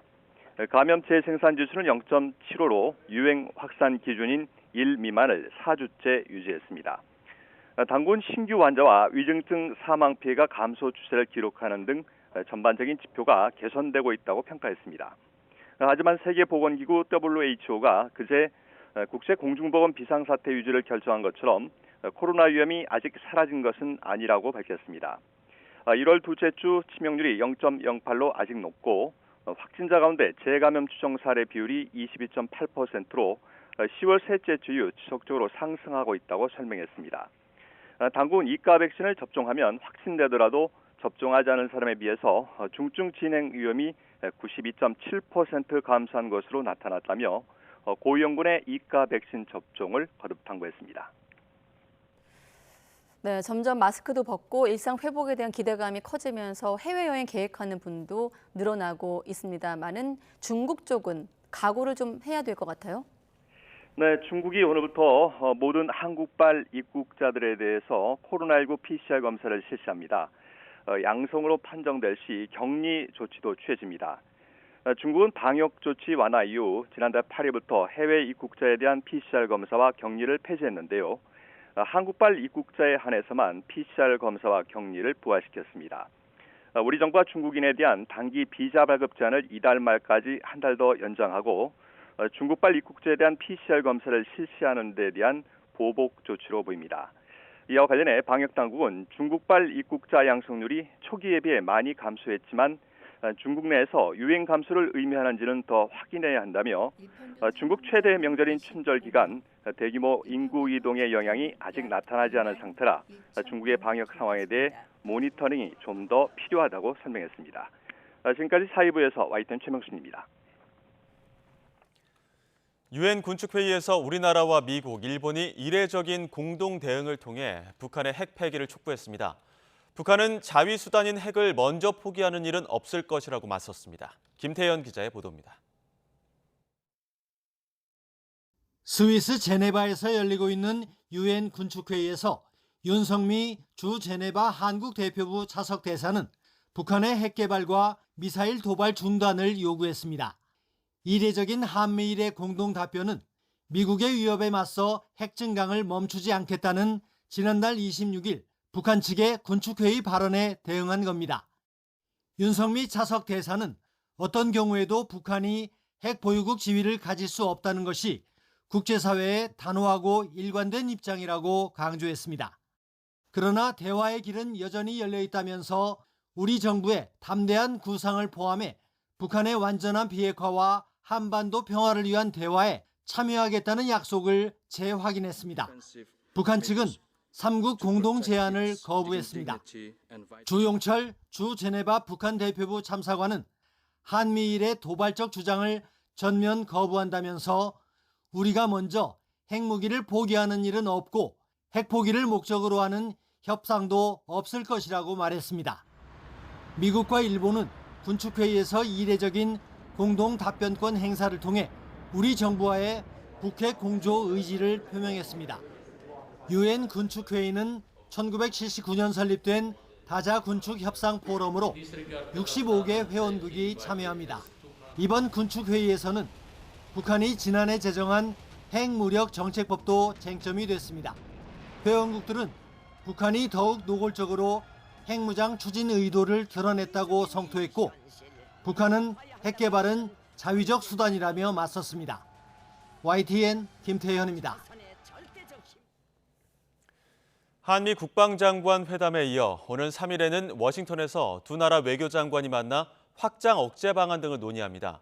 한미는 7차 핵실험 준비를 모두 마친 북한이 오는 4월 ICBM을 추가로 쏠 가능성이 있는 것으로 보고 있습니다. 워싱턴 권준기 특파원의 보도입니다. 박진 외교부 장관과 토니 블링컨 미 국무장관이 오는 3일 미국 워싱턴에서 만날 예정입니다. 한미동맹 70주년을 맞아 두 나라 외교장관의 첫 회담입니다. 동맹 관계를 강화하고 북한 문제에 대한 공조도 논의할 계획입니다. 두 장관의 만남은 이르면 상반기에 이루어질 윤석열 대통령의 미국 방문을 준비하는 성격도 있는 것으로 알려졌습니다. 최근 국내에서 높아진 자체 핵무장 여론을 미국 정부도 의식하며 긴밀히 모니터링하고 있지만 미국의 확장 억제 제공이라는 기본 틀을 벗어나진 않을 것으로 보입니다. 앞선 한미 국방장관 회담에서 미국 전략 자산의 한반도 전개를 늘리는 군사적 확장 억제 방안이 논의됐다면 이번엔 외교 영역에서의 확장 억제 강화 방안이 다뤄질 것으로 보입니다. 조태용 주미대사도 올해 미국과 확장 억제 강화 방안을 논의하는 데 집중하겠다고 밝혔습니다. 북한의 각종 도발에 대한 억제 대응 태세를 강화해 나가고 있습니다. 무엇보다 확장 억제 실행력 강화를 위해 긴밀히 협력할 것입니다. 한미 양국은 북한의 핵실험 준비가 물리적으로는 모두 완료됐다는 기존 평가를 유지하고 있습니다. 특히 북한이 오는 4월 군사 정찰위성 발사 준비를 끝내겠다고 언급한 점을 근거로 이때 대륙간 탄도미사일 추가 발사에 나설 가능성을 주시하고 있는 것으로 알려졌습니다. 박진 외교장관은 뉴욕 유엔 본부에서 방미 일정을 시작합니다. 내년부터 우리나라가 유엔 안보리 비상임 이사국이 되기 위해 회원국들의 지지를 모으기 위한 방문 목적도 있는 것으로 관측됩니다. 워싱턴에서 YTN 권윤규입니다. 북한의 경유를 대량 공급한 혐의를 받는 중개인과 국내 정유 공급업체 직원들이 적발됐습니다. 중국과 러시아 유조선을 이용해 남중국해에서 거래가 이뤄졌는데 해경은 연루된 기업이 더 많을 것으로 보고 수사를 확대하고 있습니다. 장하영 기자입니다. 정부 승인 없이 북한에 경유를 공급한 혐의로 중개인 이모 씨가 해경에 붙잡혔습니다. 2021년 10월부터 석 달 동안 북한으로 빼돌린 경유가 18,000톤, 180억여 원어치입니다. 불법 한적은 남중국해에서 이뤄졌습니다. 러시아 유조선이 경유를 싣고 군산항을 출발해 대기하고 있던 중국 선박과 만납니다. 중국 선박에 옮겨 실은 경유는 다시 북한 배로 옮겨졌습니다. 러시아 유조선은 울산에 있는 국내 정유 공급업체 소속으로 운반도 이 공급업체 직원 2명이 한 걸로 조사됐습니다. 밤을 틈타 유조선에 달린 위치 식별 장치를 끄고 이동한 걸로 보입니다. 이 씨는 중국 선박에 북한 선박과 접선할 시간과 장소도 중국 모바일 메신저인 위챗으로 알려주고 중국 선박을 통해 경유 대금을 받은 걸로 드러났습니다. 해경은 경남에 있는 정유업체도 2019년부터 1년여 동안 북한에 경유를 공급한 혐의를 잡고 추가로 연루된 기업이 더 있는지 수사를 확대하고 있습니다. 유엔 안보리 대북제재 결의는 선박 대 선박 이전 방식으로 북한 선박에 석유 제품을 옮겨 싣는 걸 금지하고 있습니다. YTN 장하영입니다. 흉기로 은행 직원들을 위협해 돈을 빼앗아 달아나려던 40대가 경찰에 붙잡혔습니다. 충남 공주경찰서는 40대 남성 A씨를 특수강도 혐의로 긴급 체포해 조사하고 있습니다. A씨는 오늘 아침 9시 20분쯤 충남 공주시에 있는 한 농협 지점에서 준비한 흉기로 직원들을 위협해 3,700만 원을 빼앗아 달아나려 한 혐의를 받습니다. 범행 후 오토바이로 도주하려던 A씨는 쫓아온 은행 직원에게 가방을 빼앗긴 뒤 도주했지만 멀리 가지 못하고 검거됐습니다. A씨는 경찰에 인터넷 도박 빚을 갚기 위해 범행을 저질렀다고 진술한 것으로 전해졌습니다. 국내 가구 회사들의 1조 원대 아파트 가구 담합 의혹을 수사하고 있는 검찰이 해당 업체들을 압수수색하고 나섰습니다. 검찰은 한샘과 현대리바트 등 입찰 담합 의혹이 연루된 가구 업체들 사무실 10여 곳에 검사와 수사관들을 보내 압수수색을 벌였습니다. 해당 업체들은 지난 2015년부터 최근까지 전국 400여 개 아파트 단지에 들어가는 특판 가구 입찰에서 짬짬이 했다는 혐의를 받고 있고 그 규모는 1조 원대로 추정되고 있습니다. 저작권 무단 사용 사실을 모르고 콘텐츠를 사들여 쓴 사람도 저작권자에게 부당 이득을 전부 돌려줘야 한다는 대법원 판단이 나왔습니다. 대법원은 소프트웨어 업체 A사가 온라인 교육업체 대표 B씨를 상대로 낸 손해배상 소송에서 B씨가 저작권 문제를 알았는지와 상관없이 A사가 입은 손해 전체를 책임져야 한다며 원심을 깨고 사건을 대구고등법원으로 돌려보냈습니다. 앞서 A사는 지난 2012년 원격 수업 콘텐츠를 제작했는데 이 콘텐츠를 납품받아 공급한 업체 직원이 프로그램 코드를 무단 복제해 한 대학교에 넘겼고 대학 측은 이 코드로 강의를 만들어 B씨에게 평생교육원 영업권을 넘겨 이득을 얻게 했습니다. 국내 절도범이 일본 대마도 관음사에서 훔쳐온 고려불상에 대한 항소심에서 재판부가 일본의 소유권을 인정했습니다. 대전 고등법원은 서산 부석사가 국가를 상대로 낸 인도 청구 항소심에서 2심 판결을 취소하고 원고의 청구를 기각했습니다.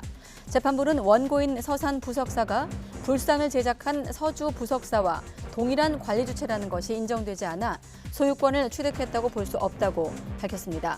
이어 원고가 불상의 소유권을 취득했다고 가정을 해도 일본 관음사 측이 불상을 20년 동안 소유 의사를 갖고 소유해 취득 시효가 완성됐다고 설명했습니다. 오늘 새벽 6시 50분쯤 대구 이곡동 성서공단에 있는 섬유 공장에서 불이 나 2시간 만에 꺼졌습니다. 이 불로 다친 사람은 없었지만 2개 업체의 공장 건물 3동이 불에 탔습니다. 화재가 난 공장은 섬유와 수건 등을 만드는 곳으로 잔불 정리에는 오랜 시간이 걸릴 것으로 보고 있습니다. 네, 지방대학 시대는 윤석열 정부 85번째 국정과제입니다. 지역 대학과 관련한 행정과 재정의 권한을 지자체로 넘기고 지역 산업 수요에 맞는 인재를 키우겠다는 건데요. 경상북도와 구미시가 기업, 학교와 힘을 합쳐 지방대학 시대의 첫걸음을 내디뎠습니다. 이윤재 기자가 보도합니다. 경북 구미에 있는 금호공과대학교. 연구실에서 석박사 과정 학생들이 실험에 몰두합니다. 반도체 소자에 얇은 막을 증착시키고 또 주사 전자현미경으로 지름이 연필의 2000분의 1 수준인 미세한 구멍을 들여다봅니다. 이런 학생들이 지역의 우수한 기업으로 진출할 새로운 길이 열립니다. 지자체가 주도해 학교, 기업과 함께 지역 맞춤형 인재 양성을 위해 손을 맞잡은 겁니다. 취업난이라고 하지만 지역에서는 굉장히 우량 기업조차도 지금 인력난입니다. 어떤 지자체와 대학, 기업의 협조 체제를 구축하는 것이 그러한 간극을 좁히는데 굉장히 크게 기여할 것으로. 지방대학 시대라고 이름 붙인 국정과제 추진으로 지자체가 지역대학을 지원할 수 있게 되면서 변화의 계기가 마련됐습니다. 중앙정부에서 주던 교육 예산을 지방정부에서 받아서 쉽게 하면 지방정부에서 대학과 교육을 관리해서 기업에 지원하는 이런 형태가 되겠습니다. 경북도와 구미시는 지역에 필요한 인재를 키우려고 고등학교 진학 컨설팅부터 시작한다는 계획입니다. 지방정부 가용 재원의 10%를 쏟아부어 인재를 키우고 또 해외 우수 학생도 유치할 예정입니다. 정주 여건을 개선해 정착한 인재가 다시 빠져나가지 않도록 하는 데도 힘을 쏟을 방침입니다. 지역 산업에 필요한 인력은 우리 지역에서 공급하고 또 그 인력들이 지역에 잘 정착해서 살기 좋은 지방시대를 구미가 앞장서서 만들어 가도록 하겠습니다. 인구와 기업이 갈수록 줄고 투자마저 감소해 생존 위기에 직면한 지역이 대학 정책 전환에 맞춰 어려움을 이겨낼 기회를 만들어낼 수 있을지 주목됩니다. YTN 이윤재입니다. 여성가족부가 일반 음식점 등으로 등록한 룸카페도 청소년 출입 금지 업소인 만큼 지자체와 경찰이 나서서 적극적으로 단속해야 한다고 밝혔습니다. 여가부는 최근 룸카페라는 명칭으로 모텔과 유사한 형태로 영업하고 있는 신변종 업체는 청소년 출입 고용 금지 업소에 해당한다고 설명했습니다.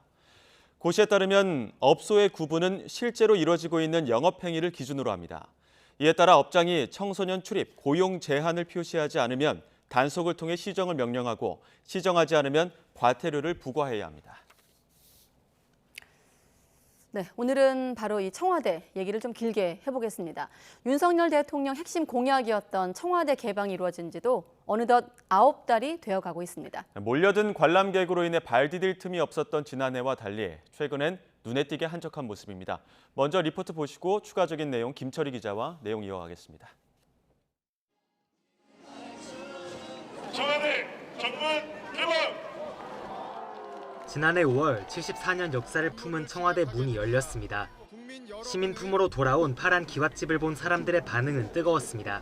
더 크고 더 멋있고 더 웅장하고 여기 들어올 진 저희가 진짜 상상도 못했어요.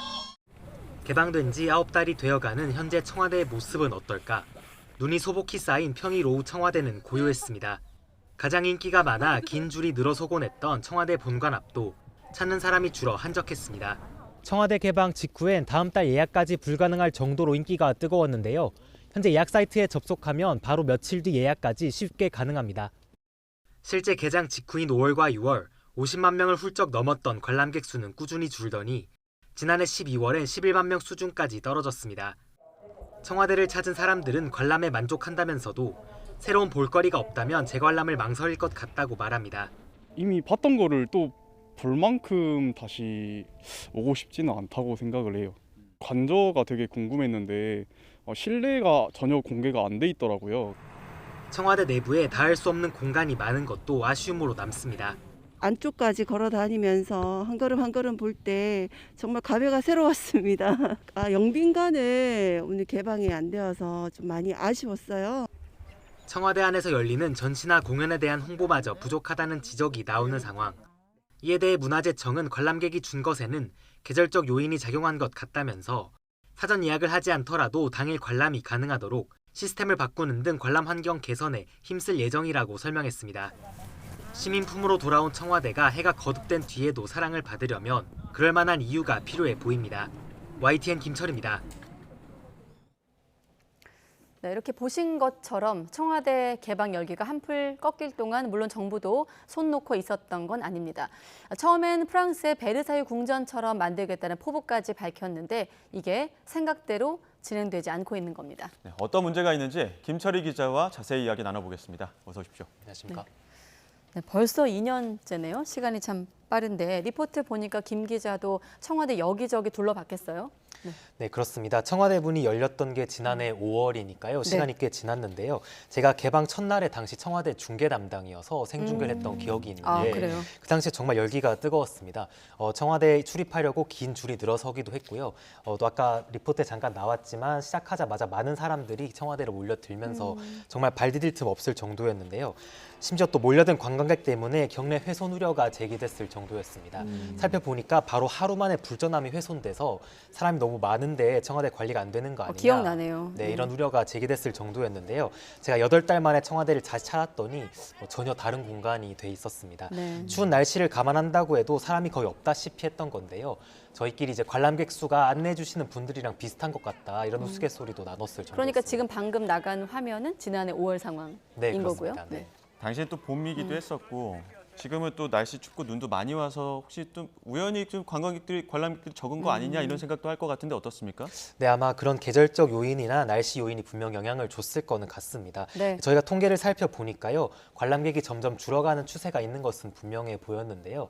앞서도 잠시 살펴보셨지만 실제 개장 직후였던 5월과 6월에는 50만 명 넘는 사람들이 청와대를 찾았었는데 관람객 수가 꾸준히 줄더니 지난해 12월에 11만 명 수준까지도 떨어졌습니다.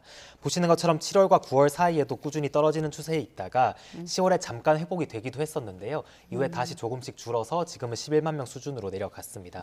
제가 여기 들어오기 전까지 예약 사이트에도 한번 들어가 봤는데 예약이 3월까지도 미리 예약이 가능하거든요. 근데 살펴보니까 하루에 6,500명 씩 시간대별로 받고 있는데 빈자리가 거의 6,000석씩 있을 정도로 아마 3월까지도 그렇게 많은 예약이 없는 것으로 봤을 때는 한동안 한적한 청와대 모습이 좀 이어질 것 같다는 생각이 들었습니다. 네, 아까 리포트 내용 보니까 경북 안동에서 온 가족 인터뷰를 보니까 영빈관이 개방한 데서 많이 아쉬웠다라는 좀 대목이 눈에 띄기도 했는데 청와대를 방문한 시민들 이야기도 직접 들어봤잖아요. 어떤 얘기가 많았습니까? 네, 제가 리포트에 나왔던 것보다는 더 많은 분들이랑 이야기를 나눠봤는데요. 네. 현장에서 만난 관람객 대부분이 청와대를 처음 찾아오신 분들이었습니다. 그래서 관람엔 만족한다 이렇게 말한 것은 공통점이었는데 다만 여기 다시 찾아올 생각이 있는지 물었을 때는 의견이 조금 갈렸습니다. 네. 날이 좋아지면 따뜻한 청와대를 한 번 더 찾고 싶다 이런 사람도 있었고요. 반면에 같은 곳을 다시 올 정도는 아니다 이런 분들도 계셨습니다. 특히 좀 새로운 콘텐츠가 없다면 굳이 다시 와야 할 이유가 모르겠다 이런 분들도 계셨는데요. 앞서 말씀드렸던 것처럼 관저라던가 영빈관처럼 관람이 제한된 구역이 여전히 많은 것도 아쉽다는 목소리가 있었고요. 또 청와대 내부에서도 보시면 춘추관 같은 곳에서는 전시라든지 예술 공연 같은 게 이루어지고 있는데 그런 거에 대한 홍보가 좀 부족해서 아쉽다 이런 분들도 계셨습니다. 처음에 개방한다고 했을 땐 600점인가 있다고 홍보도 했던 것 같은데 아무튼 전혀 홍보가 없다는 부분이 아쉽다는 얘기군요. 네. 예, 정부도 청와대 개방 뒤에 뭐 콘텐츠 개발이나 활용 계획 수립도 하지 않았습니까? 이게 지금 아직은 제대로 이루어지지 않고 있는 겁니까? 네, 그렇습니다. 일단 정부가 개방 뒤에 꽤 구체적인 안을 제시를 했었는데요. 처음에 영빈관을 근현대 미술품 전시장으로 활용하겠다고 했었고요. 전체적으로 청와대는 베르사유 궁전처럼 활용하겠다 이런 말도 했었습니다. 그때 문체부 장관 이야기 직접 들어보시겠습니다. 프랑스 베르사유 궁전처럼 건축의 원형을 보존하면서 전시하는 개념입니다. 본관과 관저 영빈관은 프리미엄 근현대 미술품 전시장으로 활용될 것입니다. 네, 문제는 이후 추진 상황인데요. 반년이 지난 뒤에 문체부가 다시 업무 보고를 했는데 청와대의 구체적인 활용에 대한 언급은 빠졌습니다. 대신 문체부에서는 청와대 활용 방안을 자문단이 논의하고 있다. 이런 식으로 얼버무렸고요. 실제로 대통령실 산하에 자문단이 있고 거기서 관련 논의를 이어오고 있는 것은 맞습니다. 그런데 여기서도 원래 지난해가 끝나기 전까지는 자문 결과를 발표하겠다. 이렇게 말을 했었는데요. 이게 차일피일 미뤄지면서 현재는 기약이 없는 상태입니다. 그러니까 결국 2년 차인 지금도 뚜렷한 활용 계획이 없다는 건데 그 이유도 있을 것 같아요. 네, 그 사이에 변수가 좀 많이 있었는데요. 첫 번째로 청와대 주변에서 기와라던가 백자 같은 문화재가 좀 쏟아져 나왔습니다. 이러면서 개발에 제동이 좀 걸린 측면이 하나 있고요. 또 아까 베르사유 궁전으로 개발하겠다는 정부 발표가 있은 다음에 야당인 아니면 또 시민들 사이에서 반발이 또 컸습니다. 그러면서 기존 안대로 그대로 밀어붙이기가 좀 힘들었다는 지적도 있고요. 근데 또 다른 변수가 있는데요. 바로 대통령실이 청와대를 훨씬 더 자주 찾고 있다는 겁니다. 이 부분은 저희가 그래픽을 통해서 좀 살펴볼 수가 있는데요.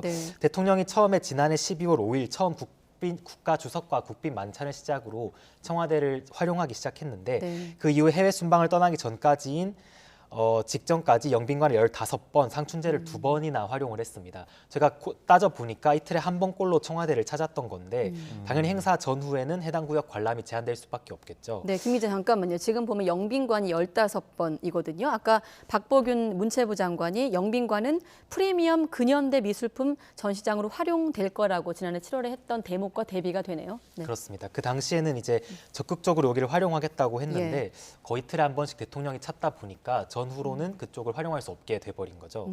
저희가 또 청와대를 찾았던 날에도 영빈관에서 업무 보고가 있어서 출입이 통제가 되고 있었는데요. 아, 그래서 아까 그 인터뷰도 그렇게 나온 거군요. 네, 관람객분들도 영빈관을 보고 싶었는데 못 봐서 아쉽다 이런 얘기를 하셨고요.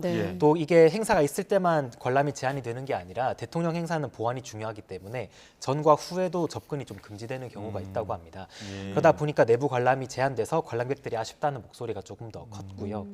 문화재청 같은 경우에는 이 사전 고지가 없는 부분에 대해서 저희가 또 질의를 해봤는데 대통령실 행사의 경우에는 관련 정보가 보안 사항이기 때문에 자세한 사항을 언급하기가 어렵다 이렇게 답변을 받았고요. 또 대통령이 수시로 이곳을 찾아서 관람 제한이 이어지는 상황에 대해서 제대로 된 활용이 어렵지 않겠느냐 이런 지적도 계속 나오고 있습니다. 개발에는 문화재 출토라는 어떤 변수가 있겠지만 그 청와대 활용 측면에서는 지금 대통령실이 자주 이용을 하다 보니까 이게 변수가 되고 있는 건데 대통령실 입장은 어떻습니까? 네, 당장 대통령실이 처음부터 영빈관을 계속 사용한 것은 아닙니다. 말씀드렸던 것처럼 지난해 12월이 처음 사용이고요. 그 전까지는 뭐 국빈 만찬이나 이런 걸 국립중앙박물관을 사용하기도 했고 대통령실이나 민간 호텔까지 사용을 했었는데요. 경호 같은 문제가 잇따르면서 신축 시도도 있었던 거 아마 시민분들 기억을 하실 겁니다. 근데 국민 여론 반대도 있었고 야당 반대에 부딪히면서 이것도 흐지부지가 됐죠. 상징성이랑 편의성을 고려해봤을 때 아마 한동안 대통령 영빈관 사용을 계속할 것으로 보이는데요. 저희가 말씀하신 것처럼 대통령실 입장도 확인을 해봤습니다. 대통령실은 청와대 활용은 역사와 전통을 계승하고 공간을 실용적으로 재활용하기 위함이며 또 이전 발표 때 영빈관 사용 방안에 대해서 설명한 적이 있다고 해명을 했는데요. 또 청와대를 국민의 품에 돌려드린 보람과 혜택은 300만 명 가까운 방문객들이 잘 알고 있을 거라고 덧붙이기도 했습니다. 저희가 또 앞서 말씀드렸던 것처럼 왜 자문단이 계획 발표를 하지 않느냐, 언제쯤 발표를 하느냐 이거에 대해서도 질의를 해봤는데 여기에 대해서는 따로 답하진 않았습니다. 물론 시간이 좀 걸리겠지만 아직은 용산이 국가적 상징성을 좀 확보하지 못한 상태이기 때문에 지금 청와대 활용이 조금 아쉽지 않나 이런 생각이 드는데 아무튼 국민 품으로 돌려주겠다고 했기 때문에 지금이라도 원점부터 좀 다시 생각해야 되지 않겠습니까? 취재해보니 어떤 좀 준비가 필요해 보이나요? 네, 일단 대통령의 청와대 활용이 본격화되기 전에는 문화재청과 문체부 사이에 약간 입장 갈등이 있었다 이런 후문도 제가 들을 수가 있었는데요. 네. 문체부는 앞서 설명드렸던 것처럼 베르사유 궁전이라는 키워드를 앞세워서 전시도 하고 또 청와대에서 공연도 하는 식으로 활용에 방점을 찍고 있었고 문화재청 같은 경우에는 아무래도 시설 보존에 집중할 수밖에 없었기 때문에 두 기관 사이 지향점이 달랐다는 얘기도 나왔습니다. 또 뭐 여야 입장은 당연히 달랐던 것이고 학계나 시민들 사이에서도 청와대를 어떻게 쓸 것이냐 이런 거에 대해서 의견이 각각이었던 상황에서 정부가 좀 급하게 추진했던 측면도 있다고 전문가들이 지적을 했는데요. 일단 말씀하셨던 것처럼 대통령실이 이렇게 청와대를 자주 활용하게 되면서 계획 수립을 처음부터 다시 해야 되는 거 아니냐 이러면서 오히려 시간을 벌었다 이런 지적도 있습니다. 전문가들은 지금까지는 숨 가쁘게 진행됐던 개발에 대해서 계획 수립을 거의 못했다 지금까지는 앞으로 좀 명확하게 조사를 하고 어느 정도의 가치를 가지고 있는지를 판단한 뒤에 활용과 보존이 조화를 이룰 수 있도록 방법을 찾아야 한다 이렇게 말을 했는데요. 네. 전문가 이야기를 직접 들어보시겠습니다. 심화 조사를 통해서 아주 구체적으로 가치를 판단한 다음에 어디까지는 보존하고 어디까지는 활용하고 아웃라인만 잡은 정도라고 생각하면 될 것 같습니다. 또 청와대를 둘러싼 환경 변화를 오히려 전화 위복으로 삼아야 한다 이런 목소리가 나오고 있는데요. 이후 청와대가 계속해서 국민들 사랑을 오랫동안 받으려면 더 깊은 고민이 필요해 보입니다. 네, 아까 마지막 화면에 청와대 그 앞에 국민품으로라는 글자가 있었잖아요. 아직은 온전히 국민품으로 온 것 같진 않습니다. 추후 또 일정을 한번 지켜보겠습니다. 사회일보 김철희 기자였습니다. 수고했습니다. 감사합니다.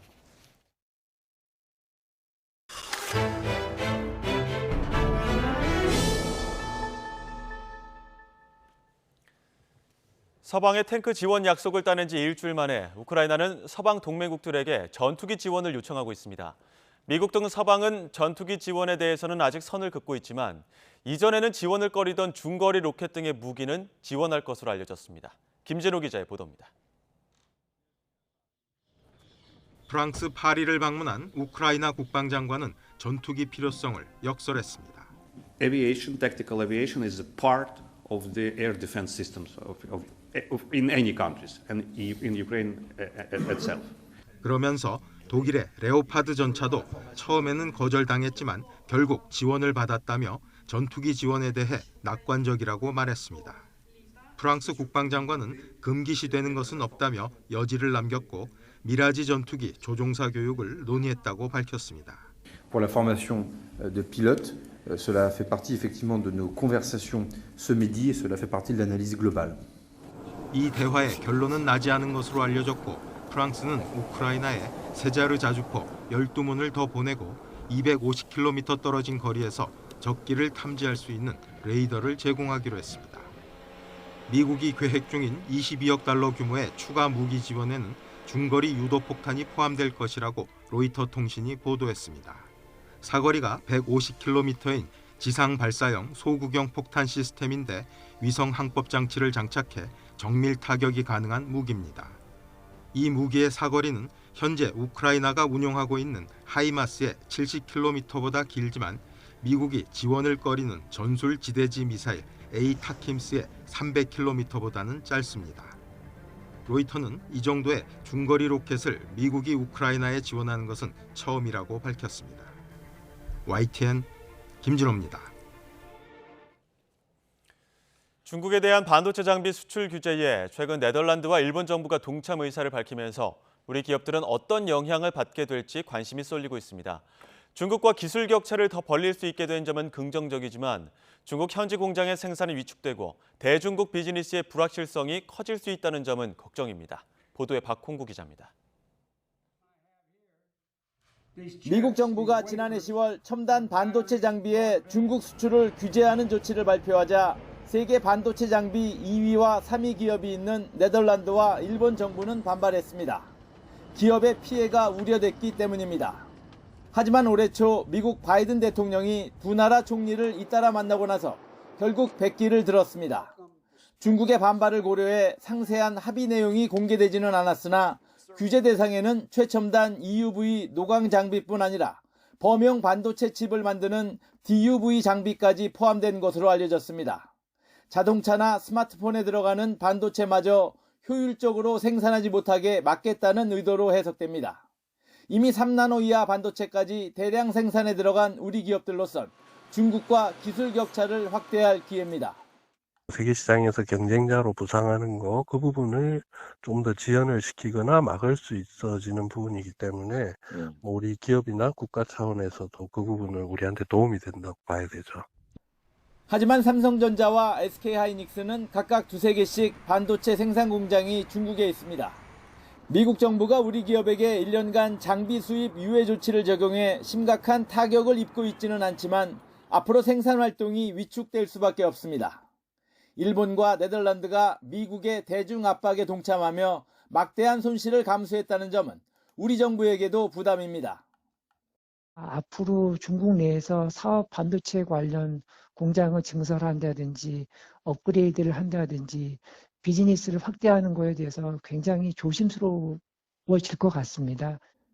이번 제재가 오히려 중국 정부의 반도체 독립을 촉진할 수 있다는 시각도 있습니다. 피터 베닝크 ASML 최고 경영자는 중국이 반도체 장비를 구할 수 없다면 스스로 개발하게 될 것이라며 미국의 수출 통제 조치를 비판했습니다. YTN 박홍구입니다. 네, 5만 년 만에 지구를 찾는 녹색 혜성이 내일 새벽 가장 가까이 접근합니다. 이달 말까지는 북쪽 하늘에서 찾을 수가 있는데 도심을 벗어나 빛 공해가 없는 곳에선 맨눈으로도 찾아볼 수 있습니다. 정혜윤 기자가 소개합니다. 마지막 빙하기, 네안데르탈인 부녀는 밤하늘을 가로지르는 녹색빛을 발견합니다. 흰색 꼬리를 지닌 녹색 혜성입니다. 그로부터 5만 년 뒤 충주 밤하늘에 녹색빛이 다시 등장했습니다. 지난해 3월 그 존재가 알려진 C2022 E3 혜성입니다. 지난 1월 12일 태양과 가장 가까운 지점을 통과한 혜성은 내일 새벽 2시 56분 지구와 가장 가까운 거리를 지나갑니다. 그 거리는 약 4,250만 킬로미터, 지구와 달 거리의 110배 정도입니다. 혜성의 밝기는 약 4.6등급, 육안 관측 최저 조건인 6등급보다 밝아 도심을 벗어나 빛 공해가 없는 곳에서는 맨눈으로도 찾아볼 수 있습니다. 근지점 전후로 상현에서 보름으로 향하고 있는 달로 인해 달이 떠 있는 시간에는 맨눈으로 관측하기는 쉽지 않습니다. 쌍안경 정도는 있어야 관측이 수월하며 도심에서는 70에서 80mm, 소구용 망원경은 있어야 관측할 수 있습니다. 혜성은 하늘 정가운데 북극성과 마차부 자리에 으뜸 별인 1등성 카펠라 사이에서 찾을 수 있습니다. 다음 주부터는 혜성이 지구에서 멀어지면서 어두워져 맨눈 관측이 힘들지만 천문대 망원경을 이용하면 2월 하순까지 황소자리 부근에서 혜성을 관측할 수 있습니다. 태양계 외곽으로 향하는 녹색 혜성은 수백만 년 후에나 되돌아올 것으로 예상돼 이번 기회를 놓치면 다시는 볼 수 없습니다. YTN 정혜윤입니다. 네, 그야말로 네안데르탈인도 봤던 녹색 혜성을 볼 수 있는 절호의 기회입니다. 다음 소식입니다. 90년대 최고 톱스타인 배우 심은하 씨가 22년 만에 연예계 복귀설에 휩싸인 가운데 심은하 씨 측은 사실 무근이라고 반박을 하고 있습니다. 심 씨의 연예계 활동과 관련해 논의해온 매니지먼트사 클로버 컴퍼니 측은 심 씨의 복귀설에 대해 사실 무근이라고 부인한 것으로 알려지고 있습니다. 앞서 종합 콘텐츠 기업 바이포엠 스튜디오는 보도자료를 내고 지난해 심은하 씨와 작품 출연 계약을 체결하고 계약금을 지급했다면서 올해 복귀작 제작을 목표로 하고 있다고 밝혔습니다.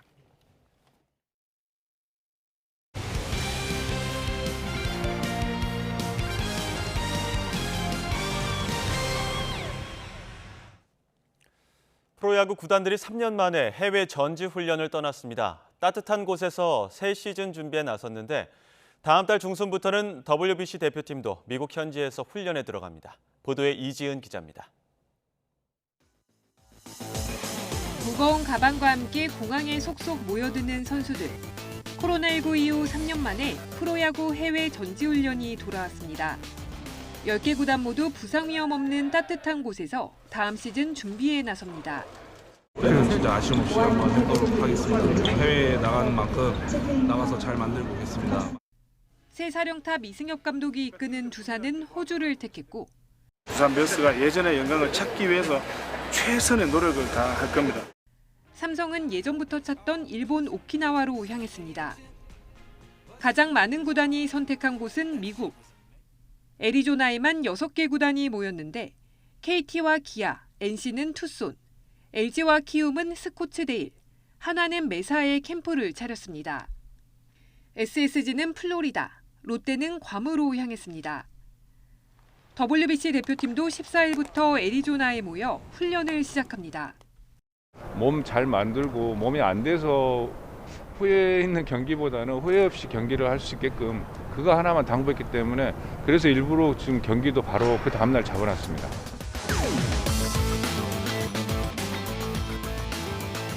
다음 달 개막하는 WBC와 다가오는 야구의 계절을 앞두고 본격적인 담금질이 시작됐습니다.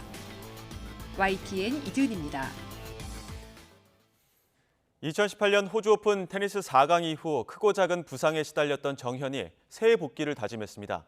라켓 스폰서 요넥스 행사에 참석한 정현은 얼마 전까지 독일에서 허리 재활구와 연습을 병행했고 정규 경기 출전을 준비 중이라고 밝혔습니다. 정현은 지난해 10월 코리아 오픈 복식에서 권순우와 한조로 나섰고 몸 상태 악화로 단식은 뛰지 않았습니다. 오늘은 종일 예년 기온을 웃돌면서 비교적 온화한 하루였습니다. 내일은 다시 예년 이맘때 수준의 겨울 추위가 찾아오겠는데요. 내일 서울 아침 기온은 영하 6도로 오늘보다 5도가량 낮아 춥게 느껴지겠고요. 낮 기온은 3도로 오늘보다 2도가량 낮겠습니다. 내일은 전국이 대체로 맑다가 점차 구름량만 늘겠습니다. 다만 건조특보가 발효 중인 동해안 지역은 대기의 건조함이 더욱 심해지겠는데요. 여기에 바람도 무척 강하게 불 것으로 보이는 만큼 대형 화재 사고가 발생하지 않도록 불씨 관리 철저히 해주시기 바랍니다. 다시 내륙 곳곳에 한파주의보가 내려진 가운데 내일 아침 기온은 오늘보다 3에서 8도가량 낮겠습니다. 내일 서울 아침 기온 영하 6도, 대전도 영하 6도, 대구는 영하 4도가 예상됩니다. 낮 기온은 예년과 비슷하거나 조금 낮겠습니다. 내일 낮 기온 서울 3도, 대전 4도, 광주는 5도가 예상됩니다.